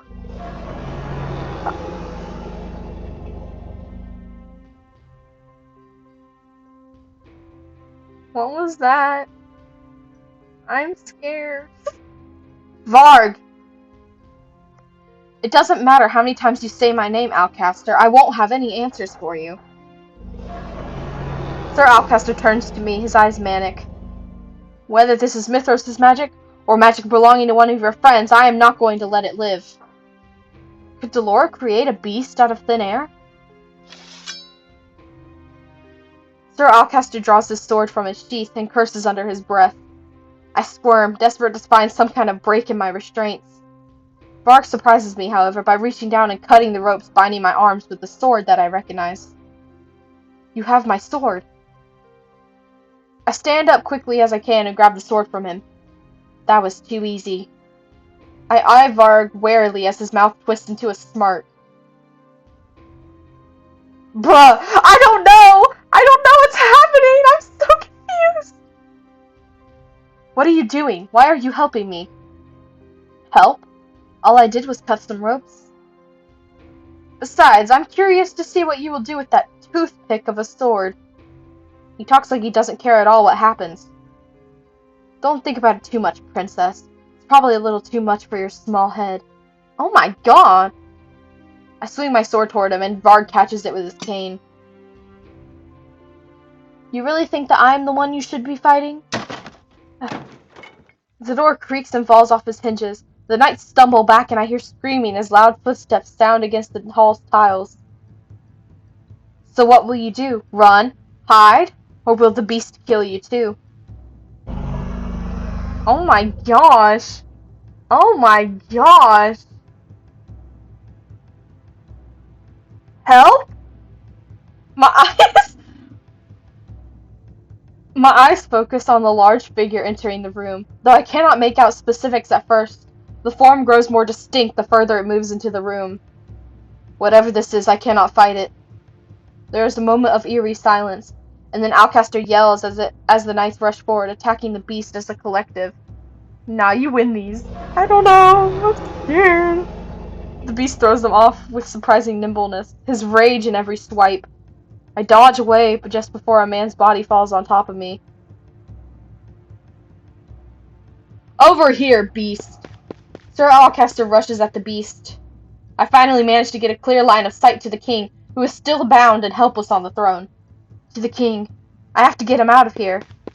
I run toward the throne, but someone stops me dead in my tracks. Saving the king really shouldn't be your priority right now. I grit my teeth and swing my sword at Vard, but he easily darts away from me. I would be watching my back.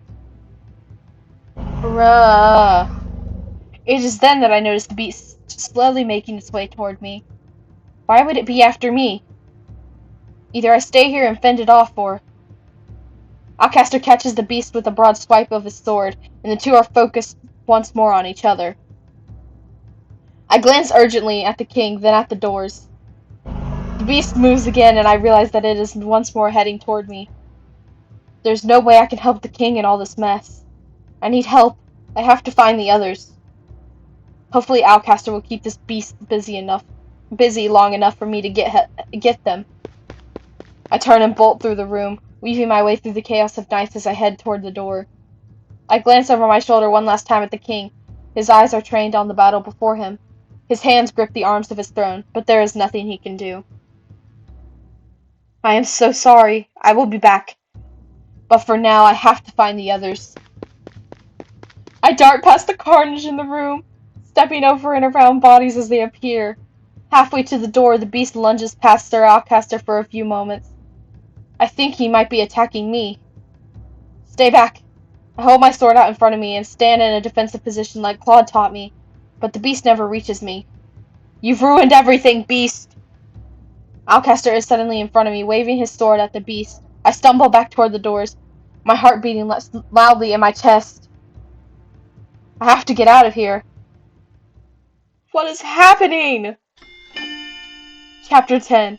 The Beauty and the Beast. Where did the beast come from? Knights immediately rush towards me. I back away as far as I can without re-entering the throne room. Princess, come quietly, and we'll keep you somewhere safe until all this dies down. This all dies down. I cannot take them all at once. Even knowing that, I still pull out my sword. I take a few steps back, and then suddenly feel my back pressed up against something.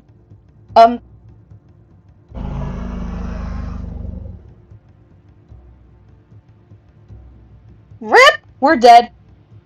The beast stands behind me, its back to me. I stand in its shadow, and I realize that if it turned around, it could swat me to the walls just like the rest of its victims. But it's just standing there. Together. Together? What? What? What? The beast says nothing more, though I still feel on edge. There's something oddly familiar about this. It was a good run, though. For real. Claude told me once it was better to fight back to back. I will trust you for now, whatever you are. I do not know if it understands me, but I can hope. It seems more like a human than any kind of animal. Princess, get away from the beast! It will... The knight never finishes his sentence, as the beast sends him flying through the air. Well, shit. Why is it helping me? The knights fall like dominoes to the beast, but manage to remain standing when I strike them with my sword. RIP. Even just taking down one is so hard. These men have been trained for years, and I haven't even had the luxury of a year. Out of the corner of my eye, I sense movement. I see a gleam of silver and hear a grunt as the sword is raised into the air. The sword is nowhere near reaching me, but... The beast! I aim a kick at an approaching knight before whirling around to look at the beast. And the oncoming sword comes closer to the beast's exposed back, and I know the beast will not be able to dodge in time. Move! Shove past the creature and catch the knight's sword with my own before it can harm the beast. My arms are shaking underneath the strength of the impact between our swords. I feel like my arms are going to give out. Then a flash of light appears, so bright that everyone is temporarily blinded.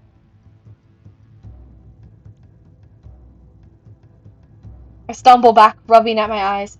From the sound of it, the beast is continuing to drive back the knights, most of them shouting to each other to retreat. What was that? When I am finally able to see again, my eyes automatically land on my feet. I stare in shock. We did our 3 deeds! Woo! Glass slippers? I quickly reach up to my pendant and realize that it is no longer there. I completed my 3 good deeds?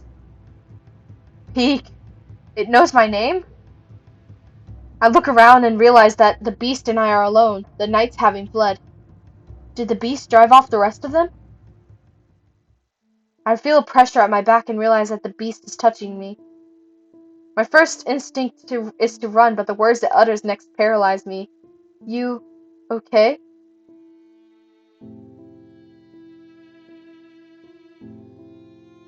I'm so confused. Every word sounds breathless and pained, like it takes too much to speak. It is worried about me?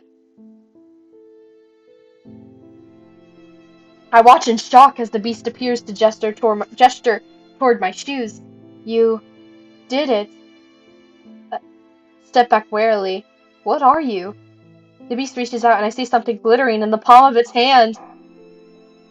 Karma? Karma is a werewolf? Karma? I guess? Where the fuck did that come from, LOL? I don't know! The rose locket. For a few moments, my heart pummels into my stomach and my hands begin to quiver.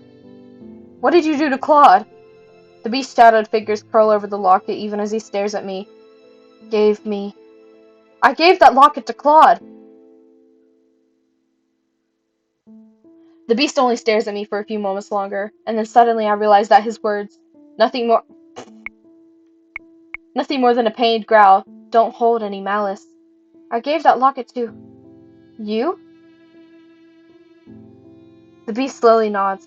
My grasp of my sword loosens as I stare at him in shock, realization dawning upon me. Claude? Yes. So this is your secret?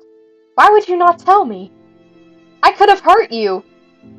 Claude has another form, a cursed form, and he never told me. Why? As my mind whirls, I feel everything coming together like pieces of a puzzle.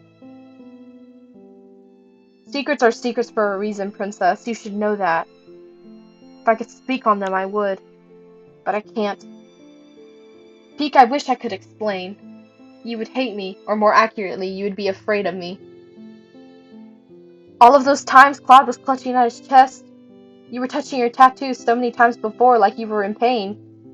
The beast growls and the sound is surprisingly soft, almost a sigh. Curse. Then the tattoo was a warning.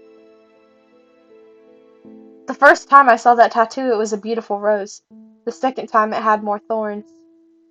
When the rose became ensnared in thorns, did he transform? And did he always touch his tattoo when he came too close to me? Claude, your curse did not just make others fall in love with you. It stopped you from loving anyone too, didn't it? You mentioned that woman before. The one who he thought loved him, but didn't. It is possible that when she saw him in this form and was Is it possible that she saw him in this form and was terrified of him? If you loved anyone, you would turn into a beast. You loved a woman once, but she only loved you because of your curse. The minute you transformed, she was scared of you. Wasn't she? Yes. You sound so pained. Dang. Why are we sitting here talking? We gotta get everybody else. The reason Claude has been trying to hide everything from me is because he is scared that I would have feared him. That is why beauty has always been so important to him, but the curse that cast upon him makes him both beautiful and a beast. He's both parts of the story. I wanted you to love me. Pardon? But no one could love a beast.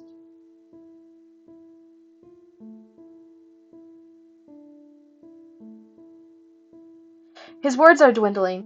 It almost sounds like he's being suffocated on the inside, with how slowly he's speaking. Claude, I have never cared much about appearances. People have worn masks on their faces their whole life around me. Claude, I take a deep breath and face him. I will love you, no matter what form you take. Whoop! I dropped my sword. LOL. Why are we dropping the sword, bro? What if someone comes up? I drop my sword to the ground and make my way over to him. I rest my cheek on his chest and wrap my arms around him. I love you. The room is filled with a bright but gentle light. It almost feels like I am bathing in sunlight. For a few moments, I forget my worries. Everything feels blissful and quiet, and my heart feels full. Then moments later, I feel warm arms around my waist. I love you too, Pete. Oh! Yay! When I open my... We broke the curse! We didn't die! We're alive. 10 out of 10. Woo. We survived. Go back! I clicked the wrong thing.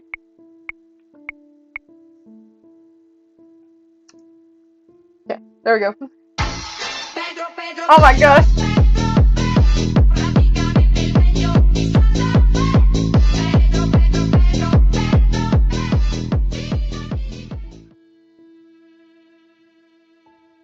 Thank you for the follow, Space Fish.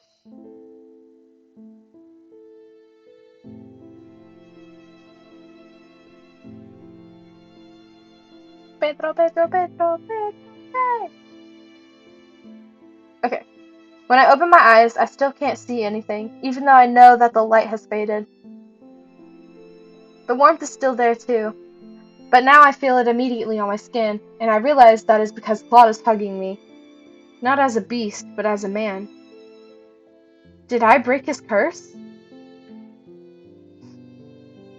I realize this is the first time Claude has ever touched me for a long period of time, without abruptly moving away. Tentatively, I move my hands, feeling the fabric of his shirt and the warmth of him underneath it. Claude. But before I can finish my... LOL. I feel so awkward reading these scenes. But before I can finish my sentence, my lips are sealed. I feel Claude's lips on mine, only briefly, but it is enough to make me suddenly feel faint. He pulls away from me with a brilliant smile. I've always wanted to do that. What a flirt! Pete, you're blushing. If I could, I would kiss you again, but we have some urgent things to attend to. We needed to attend to them like 5 minutes ago! By the way, the alert was working. I saw it! I'm very glad. The realization of the situation begins to seep back into me. My father, Varg, Alcaster, they are all still in the throne room. The king! Let's go, Peek. You couldn't have stayed in your beast form for a little bit more? A little bit longer? To, like, kill Alcaster? When Claude and I rush into the throne room, my attention is immediately grabbed by the king calling my name. Peek! He is still bound to the throne, though. His gag is removed. A rush of relief floods through me. Oh yeah, we broke our curse, so he remembers us now. He is alive! He is alive and he remembers me. My gaze is drawn to the two men battling at the base of the throne, their swords locked together in a stalemate. Alcaster and... Fritz? Fritz! Fritz is alive! Fritz is alive! What has happened here? This is not how you gain power. I knew you would be a thorn in my side from the moment I concocted this plan. Where is Varg? The only one here is me, and I will... Fritz's concentration slips as his eyes land on me. The opening is small, but it is enough to give Alcaster the opportunity he needs. He would kill his son?! Watch out! Claude is already running over to help, but he is too slow. But even he is too slow. Alcaster disarms Fritz before driving his sword through Fritz's chest.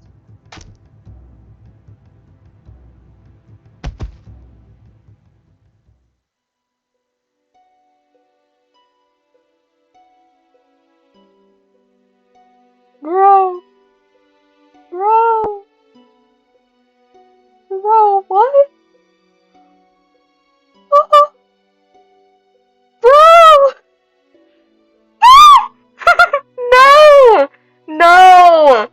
Nope. Nope. I refuse. I refuse. I refuse to believe. I refuse to believe. No! Alcaster! Alcaster pulls the sword out of Fritz's chest just fast enough to deflect Claude's attack. As Claude drives Alcaster away from the throne, I rush to where Fritz has collapsed on the ground. Collapsed to the ground. His eyes were already growing glassy. Fritz! I lean over him. There's so much blood. I glare at Alcaster. How could you do this to your own son? Literally.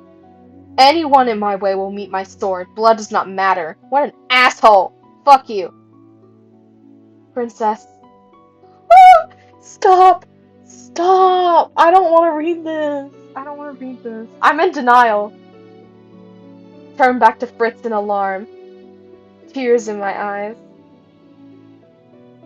Fritz, hold on. Don't speak. You need to conserve your energy. Princess, I'm sorry. Fritz, please don't speak. I feel bitter tears stinging my eyes. I'm sorry. I watch as the life seeps from Fritz's eyes. I put my hand on his chest to feel for a heartbeat, but Fritz's body is still. Fritz! Look, our character's crying. I glance up at the sound to see Claude at the far side of the room, struggling to get to his feet. Peek, watch out! I turn, but I am not fast enough. I see Alcaster's sword raised high in the air, and I know it will reach me before I can pick up my sword. Sword falls from Alcaster's hand as a bright red ribbon of light winds around the hilt and drags it far from reach. I turn and see Delora! Standing a short distance away, Jurian, Garland, and Walt all standing behind her. Thank God. I am afraid your performance as king has been incredibly disappointing. Jurian and Garland move together, rushing Alcaster from the same side. I see Claude moving from the other side, quiet and lethal. Princess! Walt and Delora rush over to me as the fighting continues. Alcaster has reclaimed his sword and is trying to evade attacks from 3 different swords at once. The king. Walt nods at me, his gaze lingering on Fritz as his expression becomes solemn. He walks off to the throne, while Delora kneels beside me. Delora! Delora shakes her... Frick! Delora shakes her head, and that is all I need to know that there is nothing more to be done. We will make sure he is properly honored, but for now we need to get you out of here. What about Ophelia? Waiting for us somewhere safe. I constructed a shield around her that will keep her hidden from view and harm until we return for her. Weren't we meant to bring the royal family back to the Martian first? Not when we're missing the king. Besides, plans change when a magical beast starts rampaging in the castle. Princess! I turn to look at Alcaster, who is still somehow managing to scream my name despite the fact that he is being quickly overwhelmed. Princess, we could have worked together. If you were more like your mother, you could have ruled with grace, beauty, and fear. I flinch back and Delora's hand comes to rest on my forearms, her grip steadying. That is enough. I look up and see that the king has stopped to stand beside me. Padre! To my surprise, the king rests a gentle hand on my shoulder, his eyes soft as he looks at me. Peek, we have a lot to talk about, but right now I have something I must do. I nod mutely as the king draws his sword. He makes his way to Alcaster. Jurian and Garland and Claude step back from where they had forced Alcaster to one knee. You are a traitor, lacking any honor, Alcaster. Chop off his head! Chop off his head! Chop off his head! You were the one that lacked honor. A ruler must have the people beneath his thumb. A ruler must lead people, not suffocate them. His oath as a king is to protect them. You are no king, Alcaster. For your crimes, I find you guilty and incapable of rehabilitation. The sentence for the severity of your crimes is death. The king raises his sword, and I turn away before he strikes his sword. There is no sound or scream to follow. I turn once more to see that the king has pointed the sword at Alcaster's chest but has not killed him. Dang!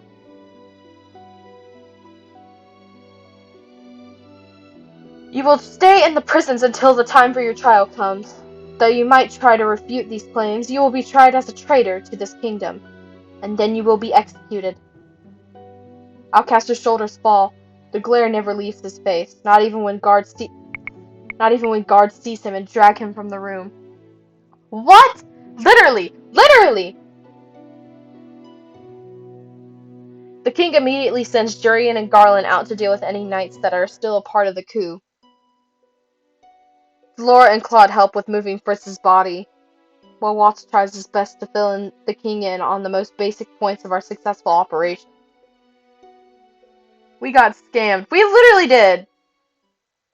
Everything has died down a little over the last hour, but I still feel overwhelmed. Ah! Fritz died! Fritz died! I can't even... Ah! Ah! Ah! He killed his own son! His own son! Ah! Ah! That is horrible. This is horrible. I can't. This is so horrible. Oh my gosh. Ah. I glance at Waltz and the king, who are still speaking. Every time the king sees me looking at him, he flashes me an uncertain smile before glancing away. I know he wants to speak with me, but I will talk to him after. After I can get Fritz's body out of my mind. It was my fault he died, wasn't it? He saw me and stumbled. Stop. Stop it. Stop it. Hey, princess. What are you doing here? Here, I thought you'd change. If you've still got some feistiness in you, don't you? Here, I thought you changed. But you still got some feistiness in you, don't you? Many years ago, when the war ended, we were all faced with a feeling just like this, princess. We had lost so much, and the future seemed so grim. But now is different. You have a future. You broke your curse, princess. That gives you some kind of hope. In addition, you broke karmas. Memories of Claude's arms around me, of his lips on mine, come flying back to my foggy memory. My heart still feels tight, and it is a little lighter when I think about him. But it is a little lighter when I think about him. I wish he was here right now. How did I break Claude's curse?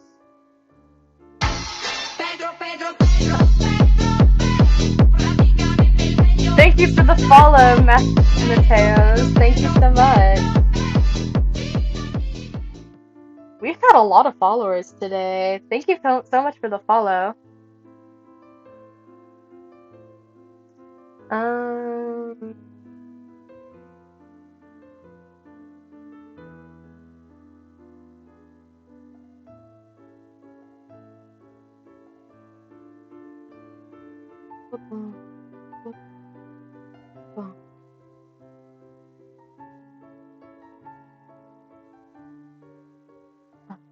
Don't worry, I fixed it. Claude. I don't think I'll ever get used to his real name. Seems like he hasn't told you yet, but it's been pretty hectic. But Pedro, pay! So Claude turned it. I keep doing that. So Claude turned into. Bro! So Claude turned into a beast because he loved me? Well, I guess I could give you the laydown of his curse. Stop! Desist!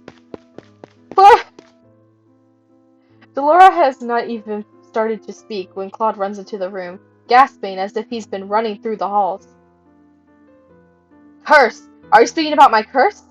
There's no way he'd heard us talking in the hallway, is there? Even I feel at a loss for words right now. I sense that you might be talking about me. The princess was just asking me about your curse. Oh, then I was right to come running, and here I was just guessing on what you might be talking about. Karma, I mean Claude's curse was based off the tale, The Beauty and the Beast. Claude easily finishes her sentence. Delora holds up her hands as if in surrender. So eager to steal the spotlight. Literally. Kind of is. Well, you are talking about me, after all. You always told me that your curse was just the beauty's curse, though. Well, yes, because the other half was a little difficult to explain, wasn't it? He has a point, though I think he might have been able to save us all some trouble if he hadn't been so secretive about his curse. Literally. He really must have been scared that I would shun him. Allow me to explain, Princess. In the fairy tale, a prince of a kingdom is transformed into a beast because his heart is as cold as ice. Sounds familiar to a certain icy princess, eh? Just trying to lighten the mood. Claude sighs. I would call pink something much far more flattering, like my sweet, beloved. We were talking about your curse. Oh, right. Well, anyway, the witch who cursed the prince in the tale tells him that he has to learn to love and be loved before the petals of a rose completely fall off. A rose? Yes, she gives him a rose, and he keeps it protected under glass. Some time passes and the rose continues to wither away. A maiden finds the beast, and eventually the two fall in love. At the end of the tale, she confesses her love to the beast, and he transforms back into a human. Did you know that Beauty and the Beast is actually about Stockholm Syndrome? Because technically he captures her, and then she falls in love with him, and it's about Stockholm Syndrome. It's kind of weird, but yeah. By confessing, I saved you? But his curse was different from the tale. I know what you're thinking, that my curse was somewhat different. It was more complicated. The witch made it so that I was both the beauty and the beast. She said it suited me because I was so vain. The witch constructed a very roundabout curse. Any woman who falls for me falls in love with me as the beauty. And when I transformed into a beast, the enchantment would break, and they would become terrified of me. I doubt Claude ever thought he would break his curse. The love women felt for him while he was cursed was always fake. How could that kind of love hold strong when he turned into a beast if it was never true to begin with? Oh shit, true. Yeah, yeah.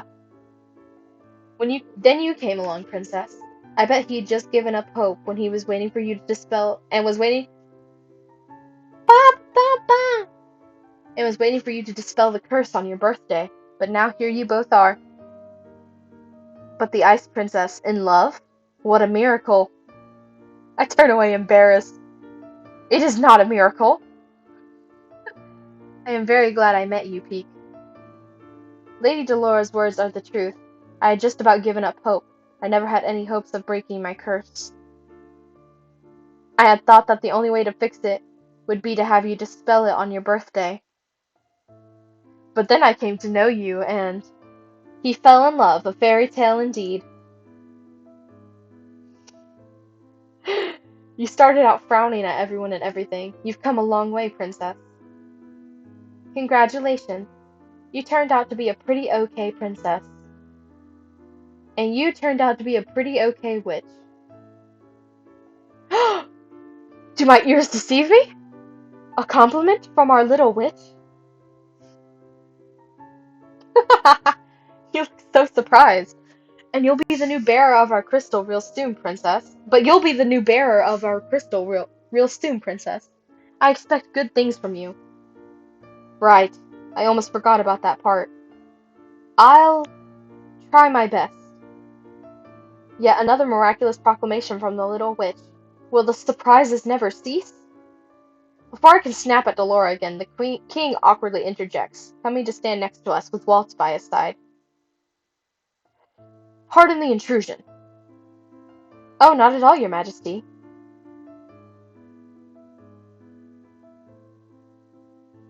Walt told me that you were cursed. That's why I forgot about you. Yes. Even if it was by a curse, I feel terrible that such a thing could have ever happened. So I will make it up to you. We can catch up from where we were many, many years ago, and maybe things can be different. I'm sorry. What for? For being the way that I was before. For shunning Ophelia and her children. Oh, Ophelia, did they bring her back to the Martian? Ophelia is still here. After the fight was over, she was shown back to her room. She is still waiting for Rod and Emma Lane to return. Now, would you maybe be willing to tell me this story from the beginning? Perhaps I could fill in the gaps, Your Majesty. Oh my god! Claude?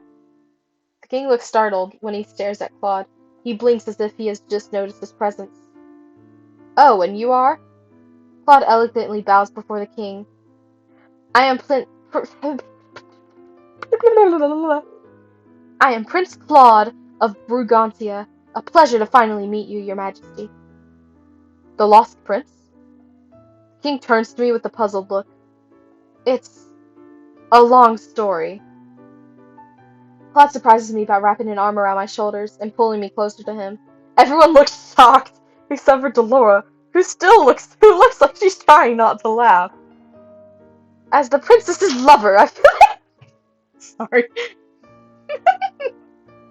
Hold on. Okay.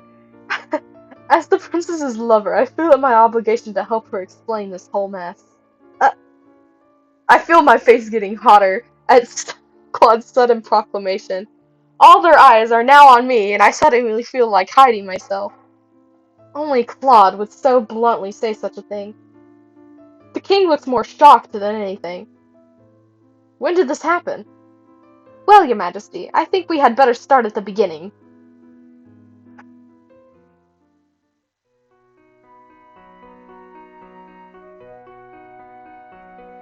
We were able to tell the king everything, save for where Varg had disappeared to. No one was sure where he had gone in all of the chaos. The knights searches for him, all ended in failure. A lot of explaining had to be done, not just to the king, but also to the people at the tavern. As soon as everything is calmed down, Rod and Emmeline finally went back to the palace. I apologized to them as best as I could, and they all seemed willing to try again with me. And I am willing to try again too. As for Claude... So, you're going back? Are you sure you don't want to come to Brugantia with me? Just for a short holiday? I would love nothing more than to introduce you to my family. Why not? I want to go. Mother would shower you with gifts, and Father would, well, tease you probably. He makes jokes frequently.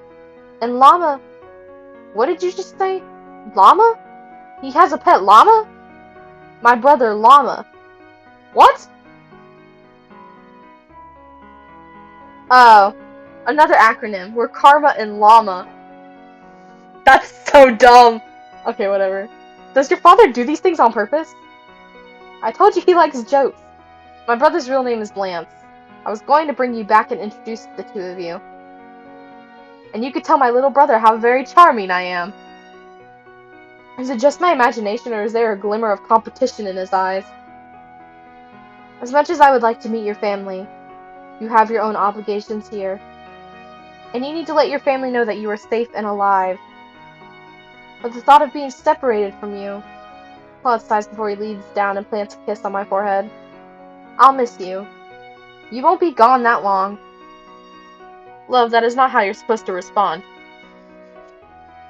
You're supposed to say, my sweet prince, I'll miss you too. Fine then, I'll miss you. Maybe. I'll miss you, maybe. Claude raises an eyebrow at me and then smiles. I'll be back for your birthday. I love you, Pete. It has only been a few weeks since Claude left, but I am impatient. The king has been throwing grand dinners every night in preparation for my birthday, but I can hardly concentrate on anyone else when I am thinking of Claude. I told him about all of the smaller birthday celebrations. I thought he would be here for all of them. My birthday is in a few days. When will he come back?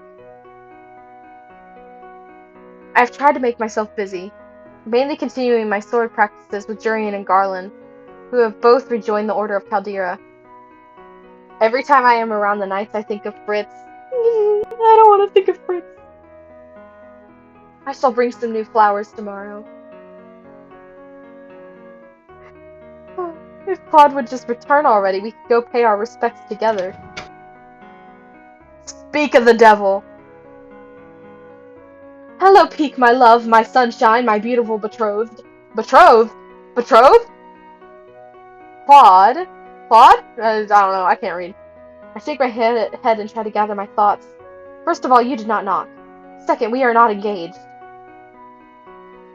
Yeah, we are not engaged. We may as well be, don't you think? No. No. You gotta ask. You gotta ask. Sorry. At the very least, knock before you come in. Still worried I would come in on you in the middle of changing?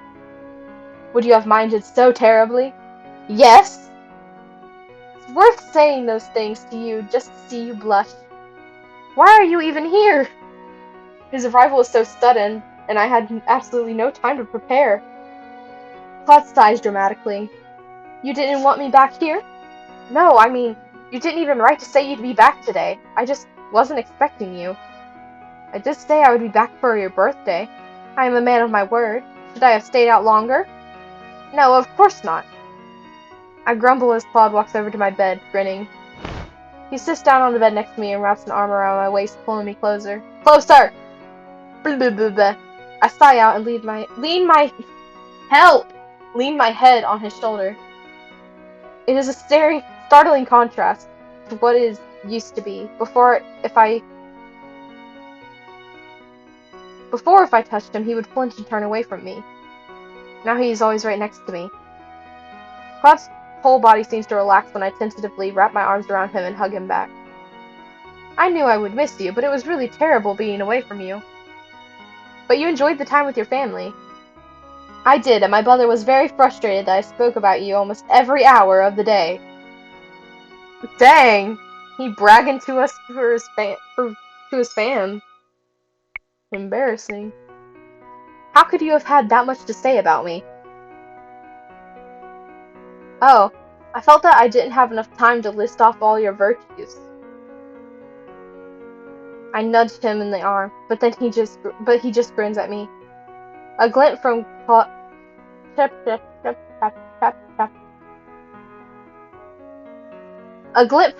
pocket catches my eye, and I flush proudly when I notice the rose locket. Looking at the locket makes me think back to that night, when he transformed back into a prince. Lost in thought, are we? I was just noticing the locket. You still carry it around with you.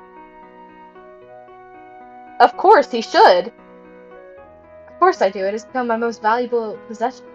Aww. He pulls the little locket out and pops it open. I am startled when I see the small sheet of paper with my own words on it. My message to him is still in there. Claude smiles as he reads the words aloud. A normal rose would have withered, so I offer this one instead. Heartfelt thanks. Say nothing when he turns to look at me. Oh, your cheeks are red again. Your embarrassment is adorable, darling. I am not embarrassed. I just didn't think he'd keep the words in there, or that they would ever mean so much to him. Yes, of course. You just have exceptionally rosy cheeks, hmm? He pauses as he closes the locket again, and looks at it fondly. I love this locket, because it is the first gift you gave me. He was holding the locket as the beast, too. It was half of the reason I recognized him. I jump as Claude gently taps my nose with his finger. This locket isn't going anywhere anytime soon, I can assure you. I smile as he winks at me. Anyway, allow me to pull you back into the present. Since I promised you no more secrets, let me tell you something. Oh? Claude looks away from me, his eyebrows furrowing as I frown. I hope it is nothing serious. I am nervous about sitting down to dinner with your father tonight. You're nervous? I start laughing without even meaning to. You're laughing at my pain, princess? He pulls me closer and kisses the top of my head. You are too flamboyant to be nervous. Literally. I am confident, princess, not flamboyant. There's a difference. No, you're flamboyant. Right, right. Claude's expression grows more solemn. He looks at me seriously, almost sadly. Peek, I'm still sorry about lying to you. The whole time I made myself up to be someone beautiful, someone I wasn't. I believed I was truly a good person on the inside, and that I deserved good things, even though I was selfish. He's already apologized to me before, too many times. Claude, you do not have to apologize. No, that witch was right to curse me. I've always had everything handed to me on a silver platter. So did we. When I came to Angiel, I believed that if it wasn't going to help break my curse, it wasn't important. And then I met you. At first, I thought I would just. At first, I thought I would just have to get on your good side so you could help me dispel my curse. But then, Peek, I realized I was drawn to your confidence and commitment. But I never could have admitted that but I could never admit that I was in love with you. I was so scared that if I transformed into a beast and you were scared of me, I would lose my chance at winning your heart. So you see, princess, I was selfish. Bro, I was selfish. I wanted all of you without having to give you all of me. I look down at where our hands are intertwined, and I grip his fingers tighter.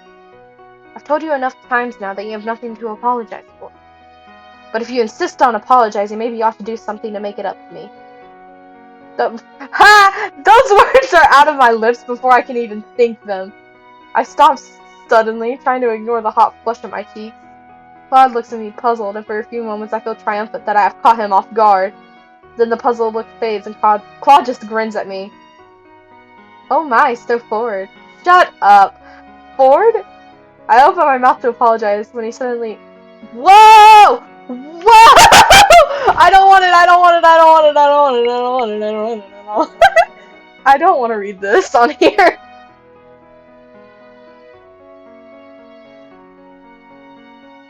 I don't know if I should read this. I don't know if I can read this on here. Huh? Literally, huh? Huh? Huh? Huh? Huh? Oh no! Okay, y'all cannot judge me for this, okay? I did not write this, I'm just reading it.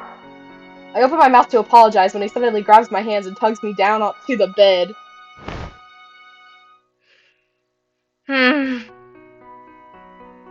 The instinct Claude taught me in my sword fighting are quickly overwhelmed by my surprise, and in no time at all he has pinned me down to the bed and is looming just above me, smiling. That's disturbing. I'm disappointed. Princess, you knew my weakness, and you didn't even exploit it there. Your weakness? Yes. He leans closer to me, and our noses almost touch. My weakness is you, Pete. And they kiss. He leans down and our lips finally meet. I relax into the contact, my earlier tension melting away as warmth flows through me. He pulls away and smiles at me. You see, I let my guard down in front of you. I let my guard down in front of him too. LOL, this hurts. Literally. And only him.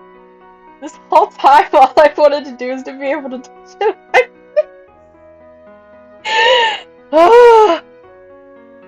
His fingers move gently on my arm, and he leans down to kiss me again.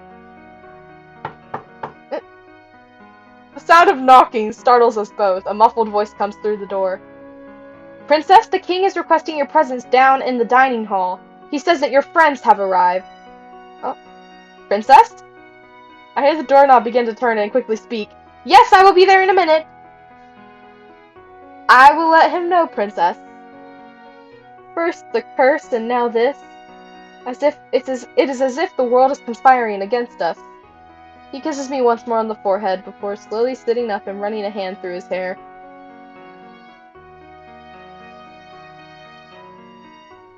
Bruh. No, because if this was like actual set in like 1800s kind of thing, like he would be forced to like no, they would not be allowed to even touch each other like that. I don't know. Whatever. I caught the mischievous look in his eyes as I smoothed down my own ruffled hair. Don't worry, Peek. We'll just finish this later. Shut up! Shut up. I feel my cheeks blush. You say such uncouth things. Crazy things! There we go. Claude chuckles before he stands up and offers his hand. I take it and smile up at him. I love you, Pete. And now I get to say it as many times as I like. I love you too, Claude. I stand up on my toes and plant a quick kiss on his lips before heading to the door. Let's go, Claude.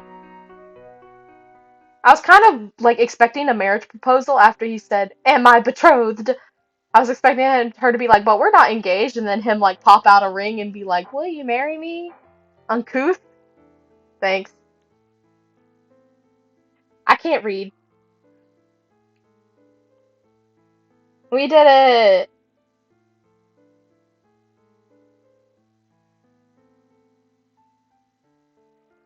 Okay. I definitely liked this story better than Rod's, but that's also because Rod's was really weird to me. Although the ending was just a lot, and I was like, whoa, whoa. I was like, am I even allowed to read this on here? Um, but we survived! We did! I liked this scene. That scene was cool. Um, the scene where they were like doing sword fighting for the first time and stuff. I hated this scene. This scene, I was so mad. I was like, bro, what the fuck? I was like, what is wrong with you? And like, yeah. But the art style in this like game is so cute. Like, it's so interesting. And oh,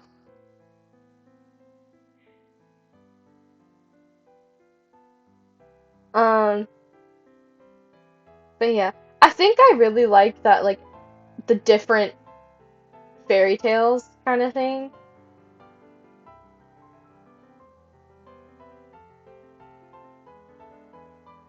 Uh, I don't know. This one was good. I don't know.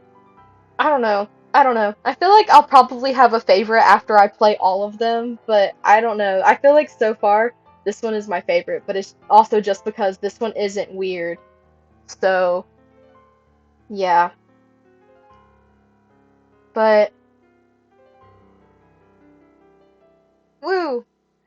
Okay, I think we're gonna start another route again, which I think the only one we have left is Rumpel, which I'm not reading the introduction again. I'm not. I'm not doing it. Nope.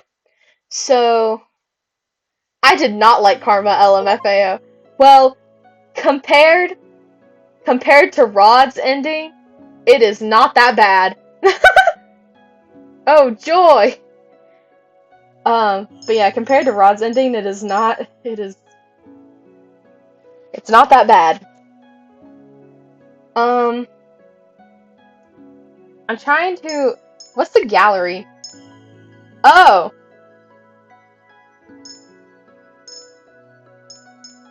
Oh. Oh, the gallery is like all of the wait, what? Oh, this must be the bad one. Yeah, I don't even want to look at that. No. Um, that's cool. Okay. Didn't know that existed. Um, yeah. I'm not ready because I think we have to start Rumpel's route, and Rumpel kind of gets on my nerves. But who knows? Maybe I'll like Rumpel by the end of it. And then we have these two that aren't unlocked yet. Thank you for having mercy. LOL. No, not. I'm gonna go ahead and skip. And skip through all of this, and we're just gonna skip to when we first meet Russell. Oh! We've unlocked Fritz and Waltz's roots! Yes! Okay, okay, but I'm gonna save those for last. I was told to save Waltz for last because technically Waltz is the canon route, and so he has the most discoveries kind of thing. But for most of his route to make sense, you have to play all of the other routes. So we're playing Waltz last. Waltz is not a kid. I was told that, like, no. So since he has the Neverland curse, he's actually like a grown man, but he's just cursed. I don't know. I don't know. I really don't. But oh well. Um, I'm skipping to the next choice. Um, apparently he's the canon root. I don't know. Okay, we're going left. Skipping. Um, but yeah, apparently he's the canon root. I don't know. I, but I don't know. He just is for some reason. So,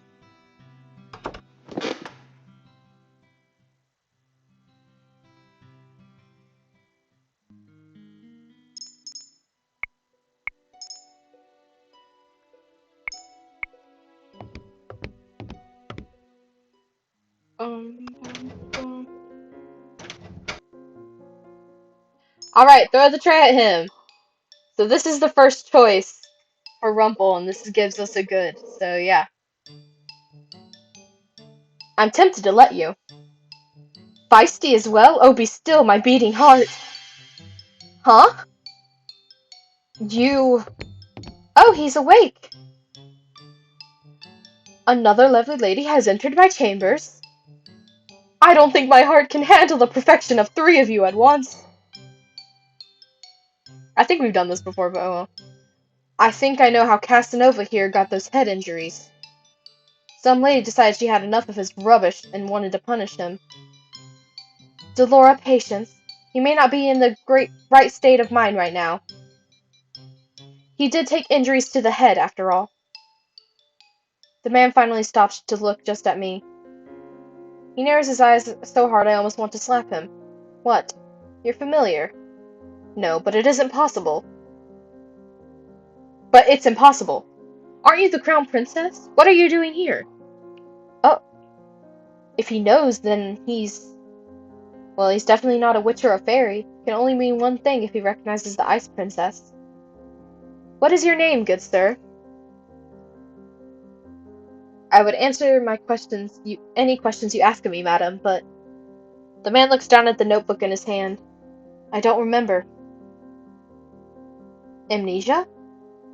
I know everything about Angiel, and yet I do not know the first thing about myself. Except that I have the Rumpelstiltskin curse. Rumpelstiltskin? Is that a fairy tale? I knew it, he's got the fairy tale curse. Fairy tale curse? Do you remember how to break it? For what I remember, I need to somehow collect 3 memories and get them to appear in this journal as entries.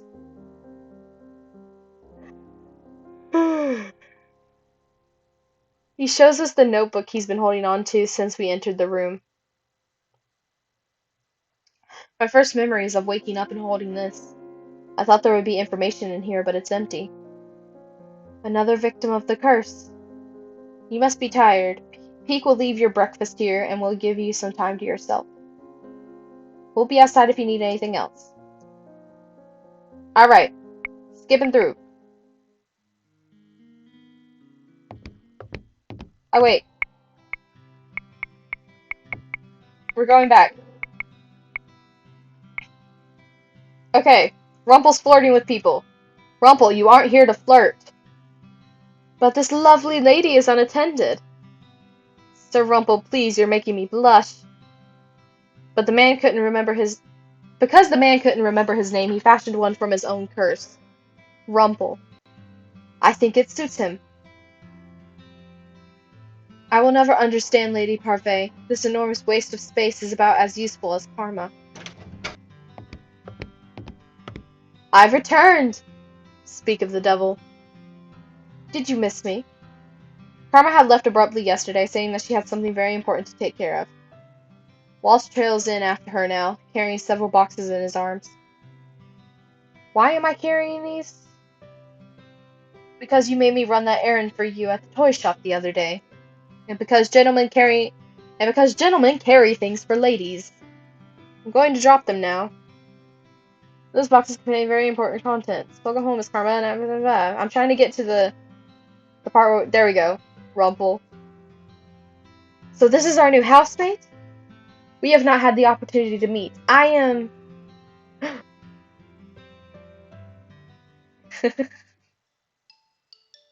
We are all surprised when Rumpel suddenly reaches out to grab Karma's hand. My life before this moment has been a depressing monochrome. This is my favorite scene. I don't know why, it's so funny.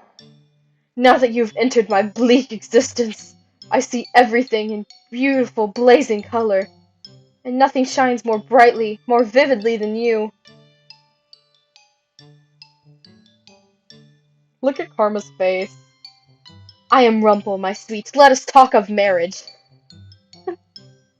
I stare at Karma, waiting for her to flirt back. Or at the very least, I expect her to wave Rumpel away for being a fool. But she remains eerily silent. Answer, my angel, I beg of you. Say the word and it's done. Oh wait, say the word and it's done. Your filthy hands off of me. Ooh. Ow! Not again. I would never be interested in the likes of you.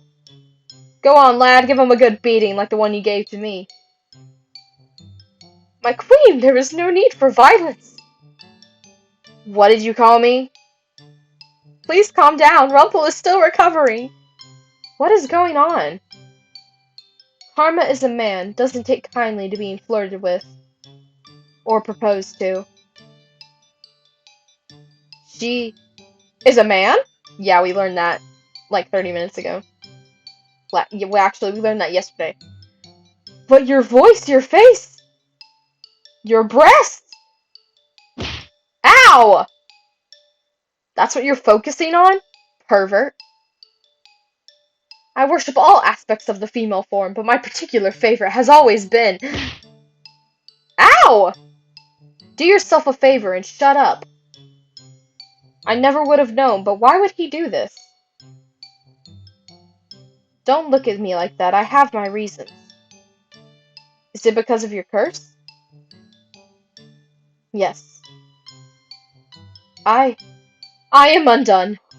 My heart is in pieces. You knew him for 10 minutes. For those that can hear the music of their heart like I, it takes only a look to fall madly, irretrievably in love. I must leave. My heart will need time to heal. Alright, now we can skip the rest of this. Oh wait, there was Rumpel again. Oh well. It's Rumpel and Karma fighting. We saw it in Karma's route. Oh well, whatever. Blah blah blah blah. Da da da da da da da da da da da da da. Alright. Hey, we can talk to Waltz now. Okay. Let's talk to Rumpel. Yay. Okay, hold on. I'm gonna take... Before we do get into Rumpel's, what's the word? Route, I'm gonna take a quick break, because I am a little tired, and I need to get some agua and stuff. But yeah, so I will be right back.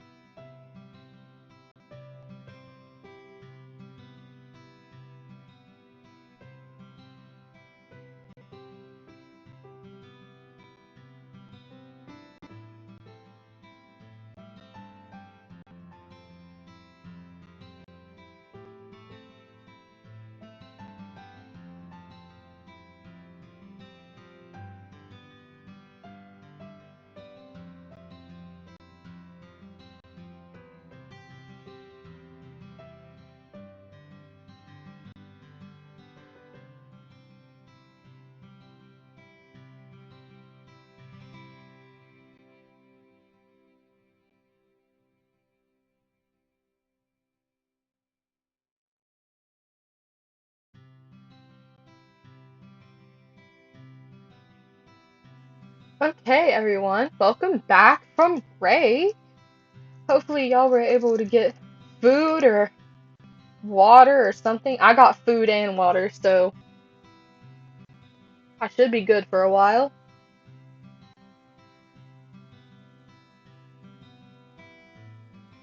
But we are going back to the game, maybe. There we go. So we just clicked on Rumpel to ask for advice. So let's see how well that goes. I suppose I can ask Rumpel.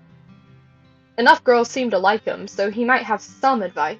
He might have sound advice. I can't read.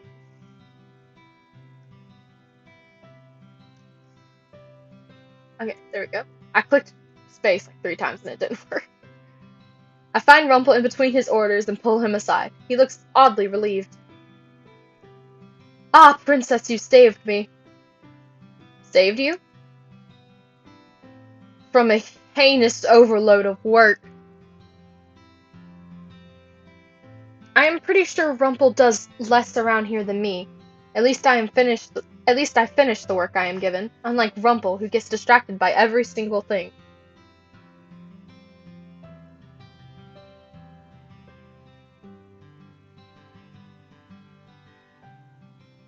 Dear Peak, if you've called me here, then you must want to confess something to me.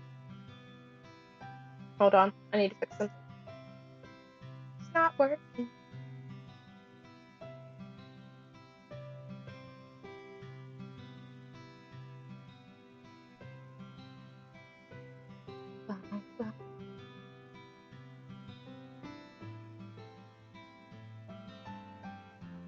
There we go. It should be fixed. You must want to confess something to me.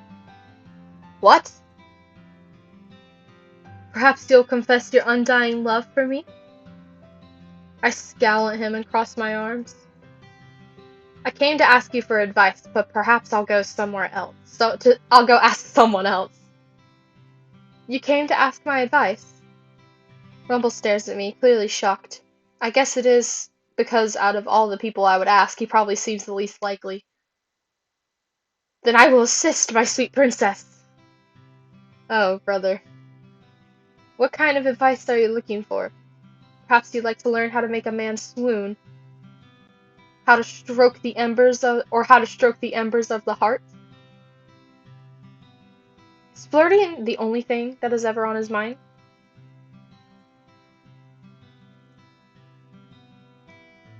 I came because I want you to teach me about goodness. Goodness? But my sweet, all of the advice that I have just suggested would teach you just that.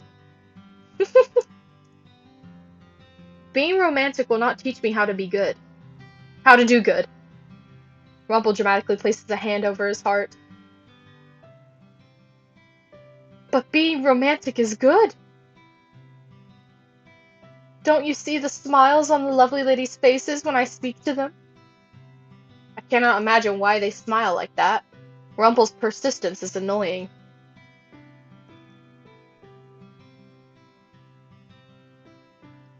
To be romantic and loving, that is the epitome of goodness. Show someone affection and they will return it twofold. I can only stare at Rumpel as I wonder why I even decided to ask him. Yeah. Or you could just be kind. Everyone is kind in their own way, princess, so what do you say? Perhaps you would like to practice on me? I'm sure your smile would brighten up my week. No, I'm certain of it. I have work. Quickly turn and leave before Rumpel can continue. If I have to be romantic to earn a good deed, I'd rather be cursed like this forever. RIP.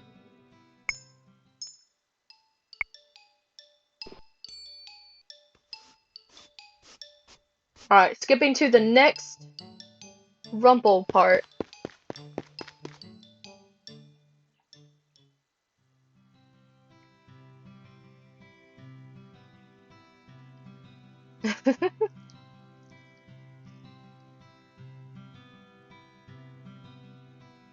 Alright. Whom should I ask for help today? Going back to Rumpel. If I find Rumpel taking a break at one of the tables. Surprisingly, he is by himself and not surrounded by the usual blushing ladies. You are not surrounded by a flock of ladies? You must have done something to offend them. Rumpel looks at me, the surprise apparent on his face. Princess, have you come to mend my broken heart? Excuse me? I was speaking with a lady here only hours ago when she told me that she was betrothed to someone else. That happened hours ago, and you're still sitting here? Rumpel places his chin on the palm of his hand, looking very tired. In mourning, the heart is a fragile thing, Princess. Won't you help heal my shattered heart?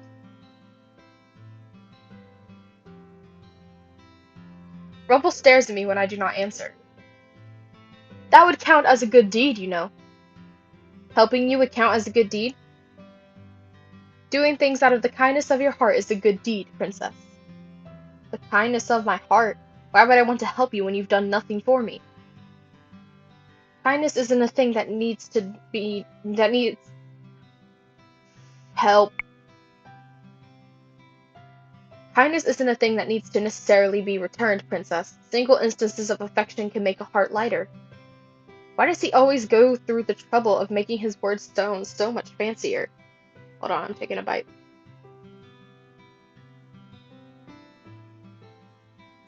I will not help you mend your broken heart because that would be an act of stupidity, not kindness. Ouch. Rumpel's shoulders slump as he frowns. Ah, now my heart is even more fragmented. That was mean. You suffer from a broken heart every day you are rejected. Which is every day. Of course, because to pour your heart out to someone only to be rejected is a cruel fate, Princess. You probably deserve rejection. What with the way you flirt with everyone? So no, I am not going to help you. Deal with your own broken heart. Dang. I turn around and walk away. The axe Rumpel puts on are annoying. Alright.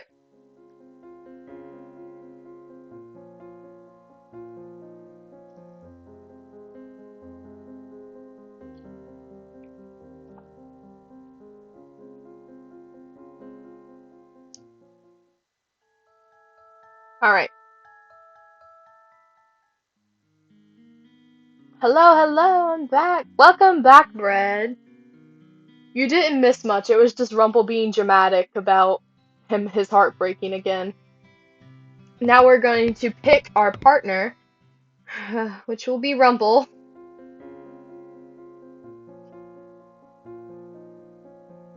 Alright. Where is it? Oh, it's right here. Rumpel! Chapter 3. The Flatterer. Now I have to read everything again. That was so nice. I got to skip through so much. I do not know why the first person that popped into my mind was Rumpel. Just because he puts a smile on ladies' faces with his flirting does not mean he can help me do a good deed. And yet, here I am. Hold on. I'm eating mac and cheese, so. I find Rumpel on break, surrounded by a few giggling ladies. His hands make dramatic sweeping gestures as he showers them with compliments. And you, my sweet, are like sunshine peeking through the clouds on a dark day. You litter the ground with so much golden light and make every flower reach toward your warmth. I like reading his lines so dramatic, so I'm sorry if it gets on your nerves. I just think it's funny. On second thought, maybe I should reconsider. Maybe. Princess! Rumpel notices me, however, and immediately waves me over. Turn and walk away! I'm walking away. I don't care. I'm gonna save it, but I'm walking away.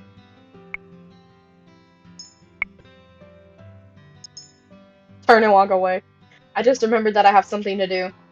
I turn around and start walking away, but I am immediately stopped when I feel Rumpel's hand on my shoulder.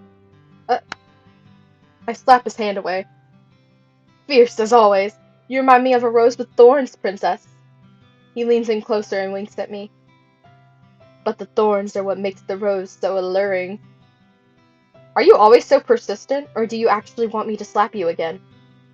Your slapping me is but a small blockade in the road. I will never give up on you, princess. Does he enjoy it when I purposely try to ignore him? Oh my gosh, I don't think this is right. The most brilliantly sparkling gems are buried deep within the ground and take much effort to unearth. What? Princess, you are like one of those gems.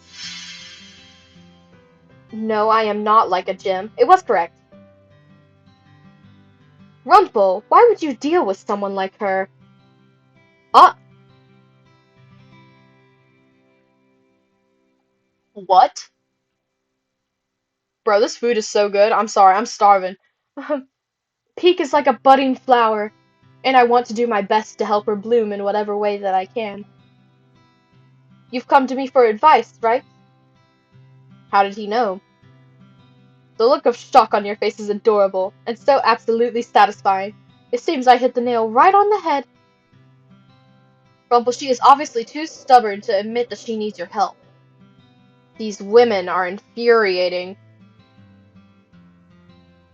Oh, tell a little secret, I guess. Oh wait, he has a piercing. He has piercings. Rumpel leans a little closer to me, and suddenly he's whispering in my ear. Let me tell you something, princess. Making a person happy just to see them smile is definitely a good deed. Huh?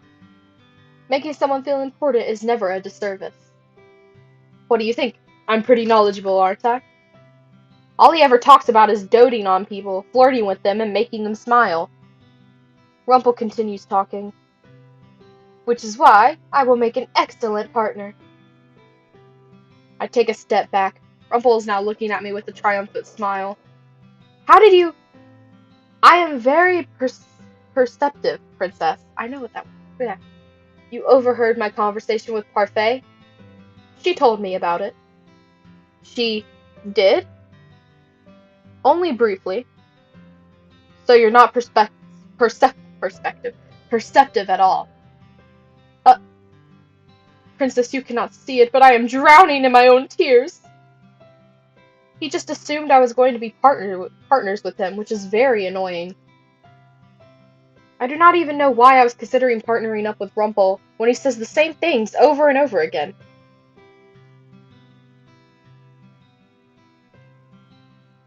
And I do not think I could be around him day in and day out. Oh my, what do I spot here? Delora appears before us, a sly smile on her face. Slacking off, you two? I'm on a break. That break ended about 5 minutes ago, Rumpel. And Princess, I think there's a broom that needs attending. Fine. There's no use complaining, and I would rather get away from Rumpel. Rumpel turns to the ladies and smiles. My lovely ladies, I will be back later, and I promise that we will continue our conversation without any interruptions. Oh, and Princess.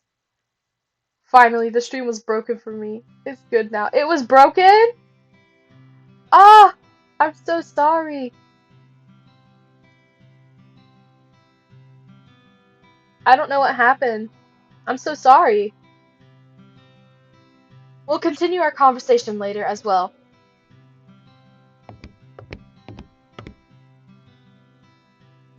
It's good now? Okay, that's good. I feel so bad. I'm sorry. I walk off before Rumpel can try to shower more of his compliments onto me. Making a person happy just to see them smile? Can such a thing really be considered a good deed? Let me take a bite! Let me take a bite! Ah!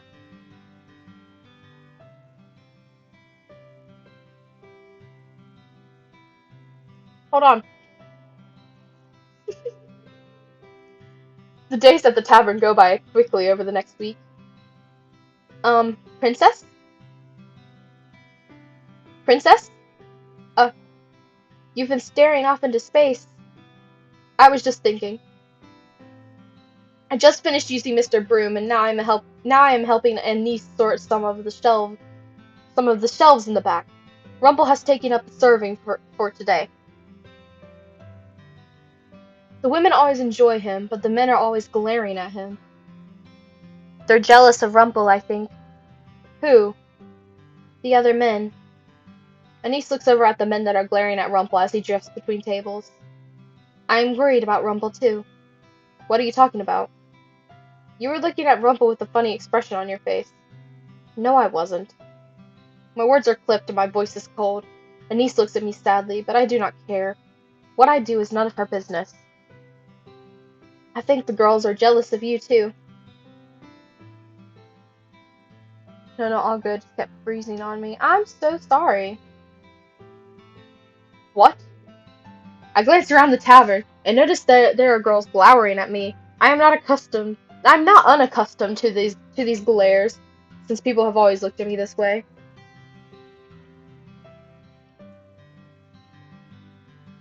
During the times I left the palace, people gave me the same looks, but this feels different somehow. Hydrate. Definitely on my end. I don't know, it may be on my end. Why would they be jealous? Because you're Rumpel's partner. I am not his partner. You're not? He's been telling everyone that you are. LOL. I never agreed to being partners with him. I felt your longing gaze upon my back, and I have arrived, my princess. Rumpel suddenly appears before the two of us, smiling brightly. Suddenly, I have a strong urge to slap the smile right off his face. We are not partners. But princess, you asked for my advice. Advice that I gave to you because I care. No one else cares as much about you as I. And so I proclaimed us both partners because we are a match made in heaven. You're so overwhelmed with gratitude that you are lost for words. If I could throw something at you, I would. A punch packed with as much strength as your love. Hold on, I'm reading that again. A punch packed with as much strength as your love. I can only groan in response. This is so funny. Oh my. Hello everyone, it sounds like you're having fun. How is this fun? Rumpel is never fun. All he ever does is spout nonsense.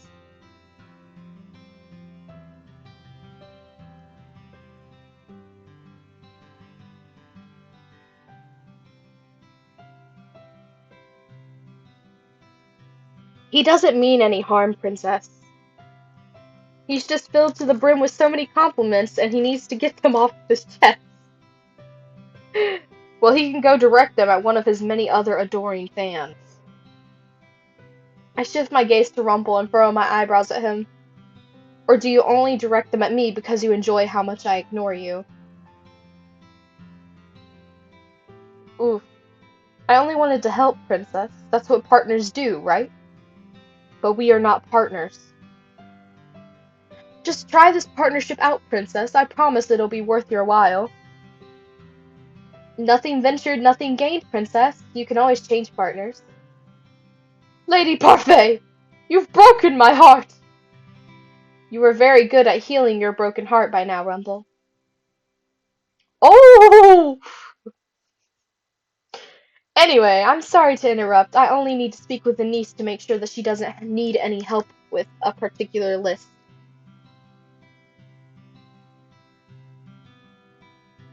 A list?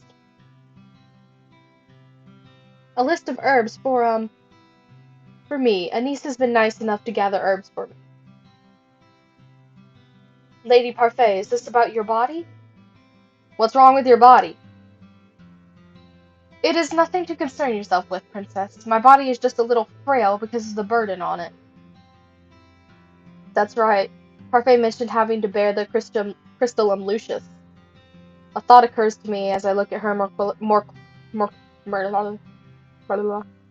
as I look at her more closely. Wait, couldn't you use magic to heal yourself? Parfait shakes her head and sighs. I don't have the ability to heal. None of us do, except for one particular witch who calls herself the Witch Doctor. Witch Doctor? Is something wrong? Rumpel shakes his head and gives her a wistful smile. That name just sounds familiar. Sounds like you heard about her from someone else before. Humans do know of her existence, after all. A witch? She's not a fairy? For some reason, I had thought fairies would be more likely to heal people, not witches. She is indeed a witch, that is what they say. Though I have never met her myself. So what's the difference between fairies and witches besides, like, good, bad, whatever? Like, how do they know that they're a witch, and how do they know, like, for sure they're a fairy? Huh. Whatever. Though I have never met her myself. She is the only one who can heal illnesses with magic. She doesn't associate with other witches, though, and keeps to herself. Nobody has known where to find her for a very long time. Suffice it to say, we could never seek out help from her, even if we wanted to. Parfait shakes her head. No, unfortunately not. Rumpel looks grim, but Parfait quickly dissipates the gloomy atmosphere with a clap of her hands. If Delora was here, she would say, "All right, story time is over." That was all very interesting. Interesting, but it does not really help anyone. Hold on.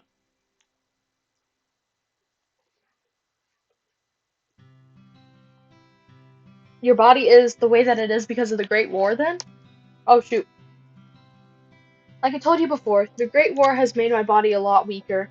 This is something that cannot be healed, and I do not have an heir, so... Parfait looks about ready to say something, but goes silent. She has a sad look on her face, and I don't understand why. Anise immediately speaks up. It'll be okay, Lady Parfait. I was actually going to go on an errand run in a few minutes. Do you need any help? I would be more than happy to escort a lovely lady like yourself around town. Anise pulls out a list from a bag nearby and holds it out. There are only a few items on the list as far as I can see. Don't worry about it, Rumpel. It's not that much at all. Rumpel stares at the list. His expression suddenly smooths into something more serious. May I have that? Anise hands him the list and slowly he takes a pen out from his pocket. I stare as he looks over the list quietly, then scribbles some things down on the bottom. Afterwards he hands it over to Elise. I've added some things that might be helpful. The herbs on that list are for joint pains, and you might want something a little more general. How does he know all that? Everyone is staring at Rumpel with wide eyes. Even Parfait looks impressed. You've used herbs before, Rumpel? Maybe. I don't remember, but for some reason names came to the top of my head as I was looking at that list. Thank you. It is always my pleasure to help a lovely lady. Now, Anise, please let me accompany you to town. I would love to help with whatever I can, and more names might come to me. That sounds nice. Thank you, Rumpel. Rumpel turns to me with a mischievous smile on his face. Whenever he looks at me like that, I know he's going to suggest something ridiculous. Princey, Princey, Princess Peak should accompany us for the experience. I do not need experience. How are you going to shower people with compliments if you know nothing about them? Being in town will be good for you. Rumpel has a point. The more you expand your world, the more willing you are to learn more about people. To learn more about people. Yeah, whatever. I do not need to be lectured. Oh, Princess, it wasn't meant to be a lecture. I'm just letting you know that experience is invaluable. Come on, Princess, let us escort the lovely Anise around town. What about your work? Rumpel puts a finger to my lips and grins. No one seems to have thought of that, so it'll be our little secret. Slap his hand away, and he grins at me jovially. How did I get dragged into this? Please don't stay out too long. We won't. I make my way into town with Rumpel and Anise. The majority of the conversations we have are one-sided, with Rumpel giving us both the usual compliments. He never seems to tire of it. Rumpel helps Anise pick certain herbs and a few other medications, and accepts all of the other compliments she gives him with a triumphant smile. I know Anise knows about herbs because she's helped me before, but how does Rumpel know so much about them? This must be part of the past that he doesn't remember. Anise enters the store by herself at one point, leaving me alone with Rumpel. Woo. I'm a mysterious man, aren't I? I turn to look at him and notice the easy smile adorning his face. A man with amnesia is full of secrets, after all. I bet you're even more curious about me. Women love mysterious men. I do not particularly care. Ah! But Princess, if my curse is amnesia, then shouldn't you care somehow? As partners, we are going to help each other out, right? I do not see how I can help you with your amnesia. Ah, maybe this is a spell that is only broken by true love's kiss. Shall we see? He leaned toward me with a playful smile on his face. I am accustomed to this behavior by now, so this does not faze me, and I merely sigh at his nonsense. You've already said yourself that you need to gather entries from some kind of journal. Ah, Princess, you're no fun. A little kiss wouldn't hurt anyone. I would die before I kiss you.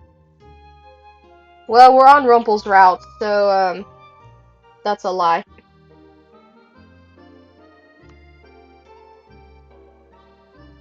Princess, that's so sad! He said that, but he's still smiling. Why is he so unfazed by everything I say to him? You only ever have terrible suggestions. It was a mistake to trust you might have good advice. But I have great ideas! You haven't helped with my curse at all. I have been trying, though. You haven't even told me how to get a good deed. I told you before, Princess, compliments make a person happy, and making a person happy is a good deed. So you flirting with women and using shallow compliments on them is a good deed? On the surface, the compliments may seem shallow, but if you swim a little deeper, complimenting people cannot be a good deed. But making them happy is. All you have to do is listen to people, sympathize with them, maybe get to know them, and you can make them happy by doing even small things for them. Women enjoy the compliments, Princess. Besides, how could I see such beauties and not compliment them? It would be a disservice. You give compliments to people you do not even care about. Princess. Rumpel's voice trails off as he stares past me. His smile falters for a few moments, and a look of confusion ripples his features. I turn to follow his gaze, and see a small boy staring at us. He is shyly hiding behind some kind of notebook. There's that seriousness again. If it wasn't the same thing that happened when he added something to the list for parfait, then suddenly the expression changes into Rumpel's usual bright smile. Hello there, would you like to come speak with us, youngster? Oh. You don't remember me, sir? Oh, do I know you? I used to come to your clinic. You saved me before. The boy draws closer to us, still hiding shyly behind his notebook. Oh, I'm sorry, little sir. I'm afraid that my memories are a bit scrambled right now. I can't even remember my own name. Really? Where is Denise? Why is she taking so long? The last thing I want to hear is the conversation between Rumpel and some child. Is he going to shower this boy with compliments too? I don't think so. It's a shame that I can't remember a boy as bright as yourself. And there it is. Aw, don't be mean to the little kid. I'm not that bright, sir. Not as bright as you, but I want to be. He holds up his notebook, which has a small name scribbled in the corner. The words, "My dreams," are written on the front cover in cursive letters. What's this? I want to be just like you when I grow up, so I started a book of dreams just like my mom told me to. She said I could become a doctor too, so long as I tried my best. Oh, Rumpel's a doctor! A doctor? You forgot that you were a doctor, sir? Rumpel, a doctor? The boy continues to hold out the book and finally, Rumpel takes it and flips to the front page. Rumpel is holding the book close to his face so I cannot see it. I rise to the tip of my toes, attempting to look over his shoulder. At first, Rumpel does not notice me as he stares at the page. Then belatedly he realizes I am there and lowers the book so that I can read too. I lean so close to him that our shoulders brush. My eyes scan over the page quickly. The handwriting is crude, barely readable, actually, but I can still make out the gist of it. Rumpel slowly reads the words out loud. When I am older, I want to be exactly like the kind doctor that saved me when I had no one else to go to. The boy's face flushes as Rumpel reads his words aloud before his curious gaze lands on me. I don't remember you. I look at the boy, irritated. Are you the doctor's wife? Rumpel suddenly looks up, eyes wide. He looks down at the boy, then at me, his face suddenly solemn. I'm surprised by the word that leaves his mouth next. Yes, she is. He takes my hand in his and looks down at me, an almost sad look on his face.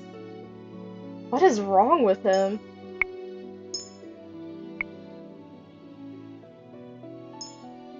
I'm gonna pull my hand away. I don't think he deserves to be slapped. Not in front of a little kid. I don't want to slap someone in front of a kid. No. He has a strange look on his face.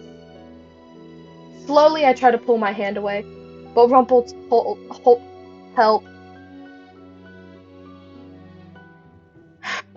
Slowly, I try to pull my hand away, but Rumpel holds tightly to it. The sadness in his eyes becomes intense anxiety, and I see something like fear dancing in his eyes. You really think it was my fault? What? Sir? Rumpel squeezes my hand, a little too tightly. He looks at me desperately. I'm sorry. I'm so sorry. What is happening? Let me go. Finally managed to pry my hand free. Rumpel looks at me for a few moments, almost bewildered, then his eyes suddenly widen. He looks back at the journal, then at me. Oh, I think I blanked out. I'm sorry, Princess. All at once the sheepish smile breaks into something cheerful again. Okay, that was not correct. He's still smiling at me, even though I was so curt with him. Rumpel is so confusing. The boy looks bewildered. Don't worry about the little sir. This one here is a feisty thing. I deserve whatever she did. So she's not your wife, sir? Rumpel looks a little surprised, then he laughs. Unfortunately, no. The beautiful lady here is not my wife. Okay, so we messed up. We gotta slap him. I don't want to slap him. In front of a child? Let go of me. Rumpel's eyes crease before me as he holds tightly to my hand. The sadness in his eyes becomes anxiety, and I see something like fear dancing in his eyes. But slapping him would have been kind of funny. I mean, we're slapping him, so... You really think it was my fault? The look in his eyes is so vacant. Almost like he is looking through me. It is as if he is in some kind of trance. The way he looks at me makes my skin crawl.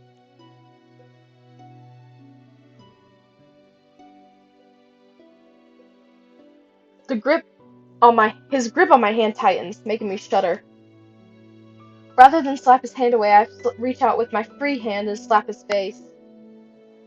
Stare perplexed at the sudden bafflement on Rumpel's face. Did the slap to the face knock him out of that strange trance? He was being even stranger than normal, and the intensity of the look in his eyes is scaring me. Rumpel stares at me for a few moments, blinking slowly. Oh no, I blanked out. I'm sorry, Princess. What just happened to him? The way he was speaking was so strange, almost like he was in some kind of trance. But I know how people are. They lie and put on faces. I'm sorry for spacing out. If I invaded your space, then I'm sorry. You're apologizing? Rumpel puts a hand to his cheek where I slapped him. I think I deserved that. Thanks for getting me out of whatever that was. All at once, the sheepish smile breaks into something cheerful again. He is still smiling at me even though I was so curt with him. Rumpel was so confusing. The boy looked bewildered. Don't worry about that, little sir. This one here is a feisty thing. I deserved whatever she just did. So, she's not your wife, sir? Rumpel looks a little surprised and then laughs. Unfortunately, no, the beautiful lady here is not my wife. Rumpel absently rubs up the back of his neck as he looks up at the sky. I'm not entirely sure of what just happened, but it seems like I am recovering something very important. I've recovered something very important today. Or the beginnings of something important. Something important? Is he talking about a memory? He hands the book back to the boy.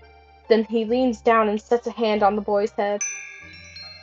A bell chimes behind us as a niece comes out of the store, carrying a bag filled with what I assume are herbs and medicines. The boy once again cowers behind his book. Oh, who's this? The wonderful little sir that helped me regain a very important memory. An important memory? Rumpel stands looking triumphant. I, my good lady, am a doctor. Oh, really? Truly. Rumpel turns back to the boy, who he asks a few more questions, and even asks the boy his name. Much to my surprise, the boy shakes his head. I'm sure you told me your name, but I don't remember it. It is like my curse. No one remembers me being a princess, and no one remembers Rumpel's true name.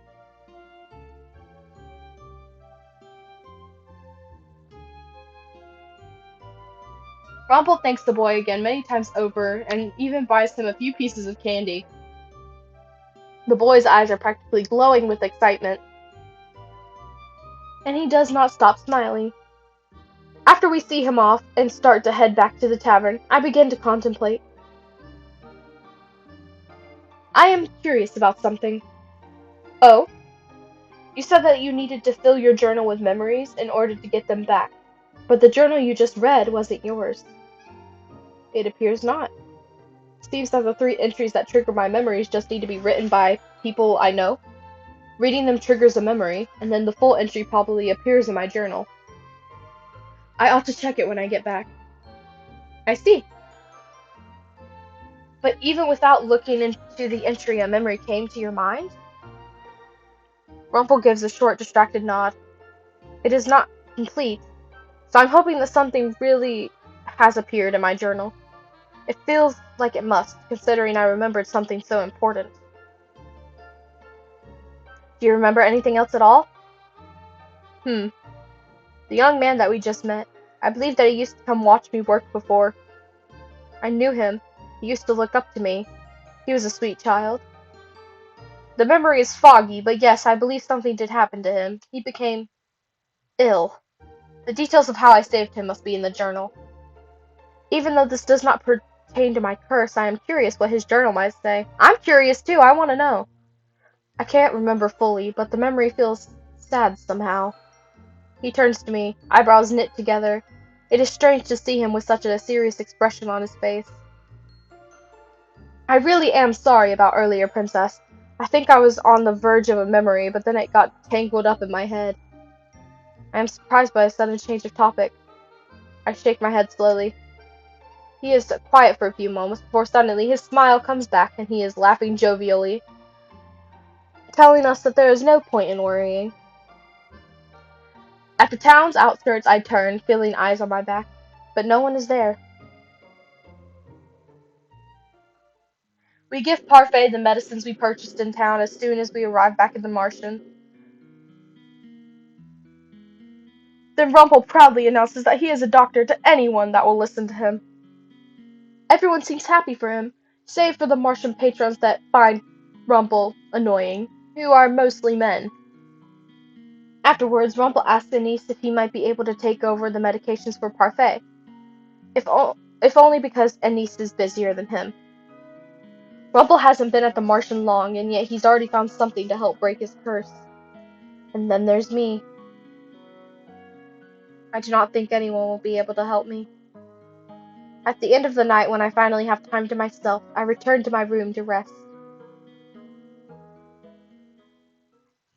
The next day, I'm sent right back to my chores, and I'm going to take a bite of food.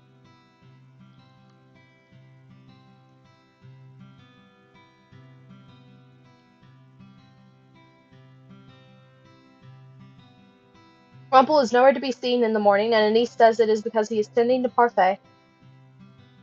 He appears later in the afternoon, still full of smiles and silly flattery as he goes back to serving. How does he have so much energy? At the end of the day, I plop down on the settee to rest. My legs are weak from all the walking that I have done today, and I can still feel the tiredness in my arms from all the sleeping with Mr. Broom. Princess? I notice Anise standing beneath the doorway, smiling at me uncertainly. Thank you for your work today. Why is she thanking me for work I obviously did not want to do? If it's not as if I was asked to do any of this. As if I've asked to do any of this. But you still help.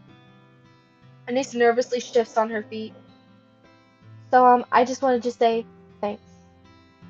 When I do not make an effort to continue speaking to her, Anise gives a nervous smile oh wow. Anise gives a nervous little nod before heading back to her room. Not long after her departure, I hear an exuberant and familiar voice. I should count my lucky stars, for they are giving me a rare opportunity to meet my lovely princess this late at night. I should have gone to my room. Rumpel stops before me, winking. The moonlight on your face makes your beautiful eyes sparkle like the most precious gold, princess. I am not in the mood for your flattery. But princess, flattery is just a compilation of compliments. Everyone loves compliments. I do not care for your compliments. Or Lady Anise's thanks either. He heard that?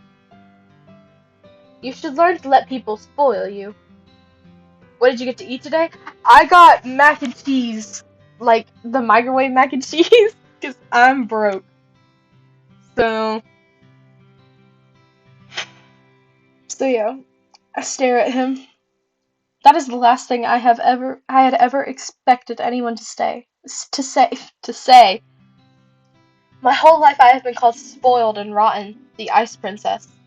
Even Delora and Parfait want me to do these good deeds because they think I am incapable of goodness. I clench my fist and continue to stare at him, not understanding the swell of emotion inside of me. Why is he being so nice to me? Your first lesson is learning how to let people spoil you. He draws back his hand, reaches into his pocket, and presents me with a small yellow bag. What's this? For you, my sweet princess. I want to accept it! I want to accept it! What is it? Accept the gift. I'm not used to receiving gifts out of the blue. What a shame! I would give you so many gifts if I could, princess. Why? Because people are moved by gifts when they come from the heart. I take the small bag from Rumpel's hand and look at it for a few moments. Besides, this is both a thank you and an apology gift. A thank you for accepting me as your partner, and an apology for my behavior yesterday. I don't remember what I did, but both you and the boy seemed frightened. Aw! I look down at the little bag. I open it up, and inside is a little white chocolate piece, fashioned into the shape of a flower. A lily. Was that the right option? I don't think it was. Going back. Okay. I think I'm going to try to finish chapter 3 and then see how I feel from there, but if I'm like really tired, I may end there and we'll finish Rumpel's story tomorrow. Damn, no, that mac and cheese is fire though. True. I cannot accept your gift. But princess, my advice, you have no reason to spoil me. Princess, this is what I've been trying to explain to you all day. You don't need a reason to spoil someone. It doesn't always have to be about paying someone back. Rumpel smiles, a little sheepishly, then places the bag in my hand and curls my fingers around it. You deserve nice things, Princess. You barely know me, and yet you still say that? Barely know you. We may not have known each other personally, but that doesn't mean I do not know enough about you. I am giving you this gift because I truly want you to have it. Besides, this is both a thank you and an apology gift. Thank you for accepting me as your partner. Apology for my behavior yesterday. I don't remember why. Yeah. Yada yada. This is a cute picture, though. It's a little white lily chocolate fashioned into the shape of a flower. A lily. It's not much, but you absolutely must accept it, Princess. Otherwise, my guilt wound would drown me in dark shadows of sorrow for the rest of time. Lilies are my favorite flower. They say you give a white lily to someone you enjoy spending time with. Oh, and in floral language, they also stand for purity and majesty. He winks at me. Perfect for you, Princess. Why? Why what? Why would you give this to me? No matter what you say about doing nice things for people, I don't see how that applies to me. And why would you thank me for being your partner? I'm taking another bite of food.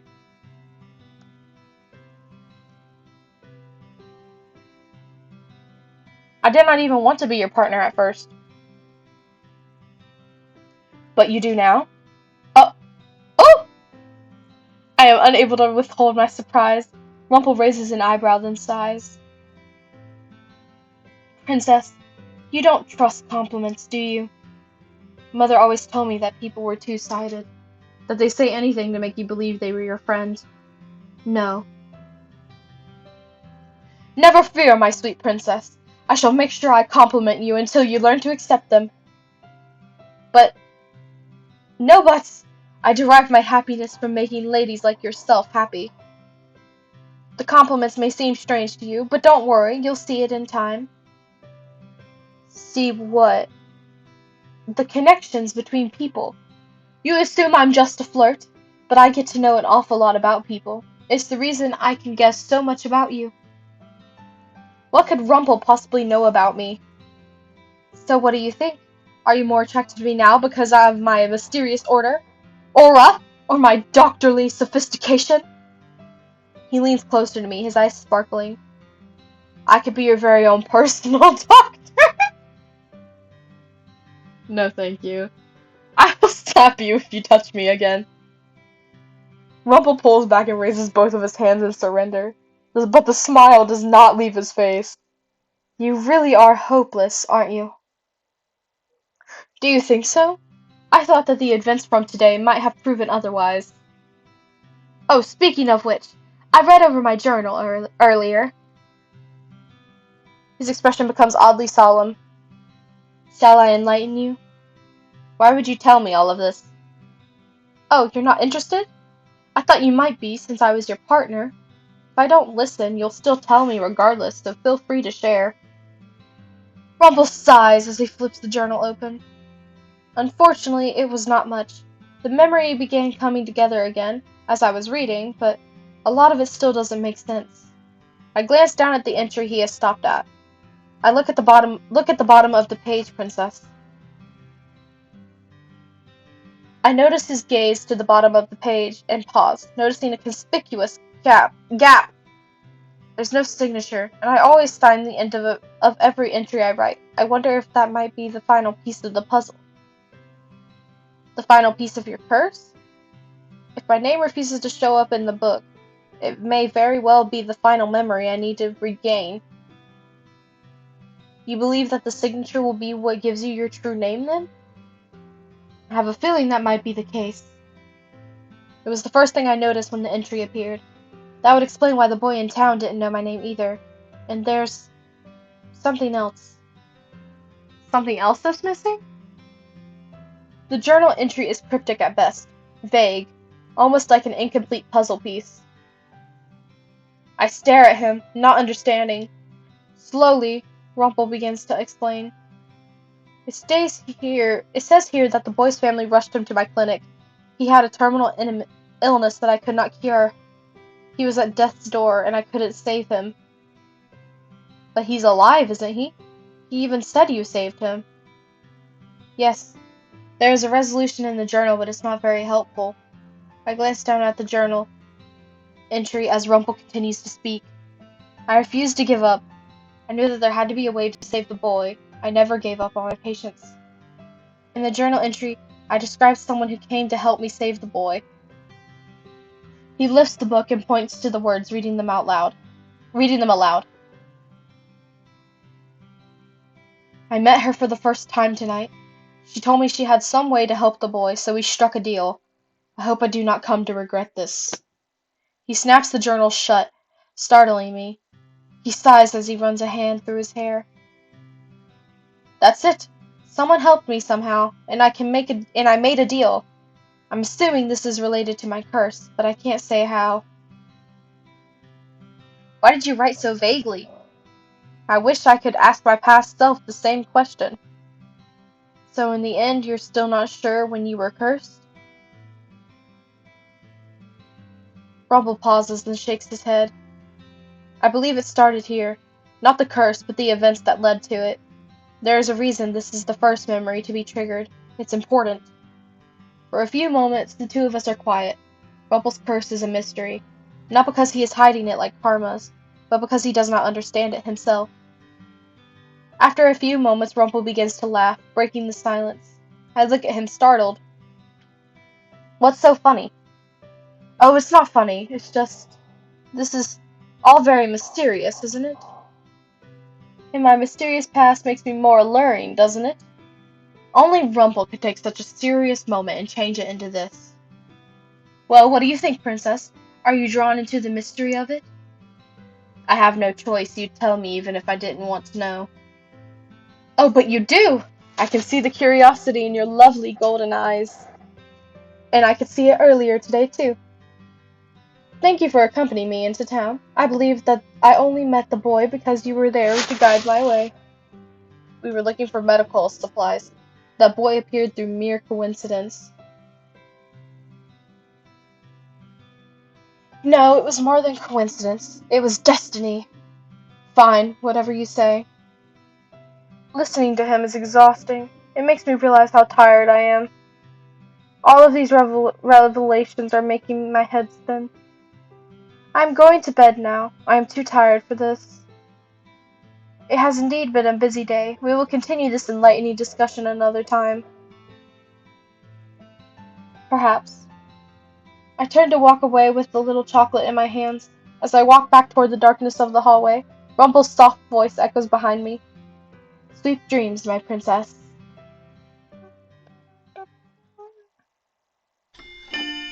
Chapter 4!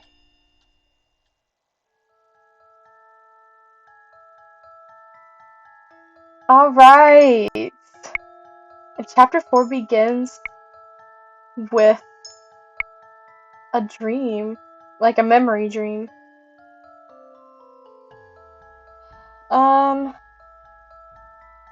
I think I am going to end stream there. I am really tired. So I think I'm gonna end stream there. Thank you guys so much for popping in and hanging out with me. This has been so fun. And thank you guys for all of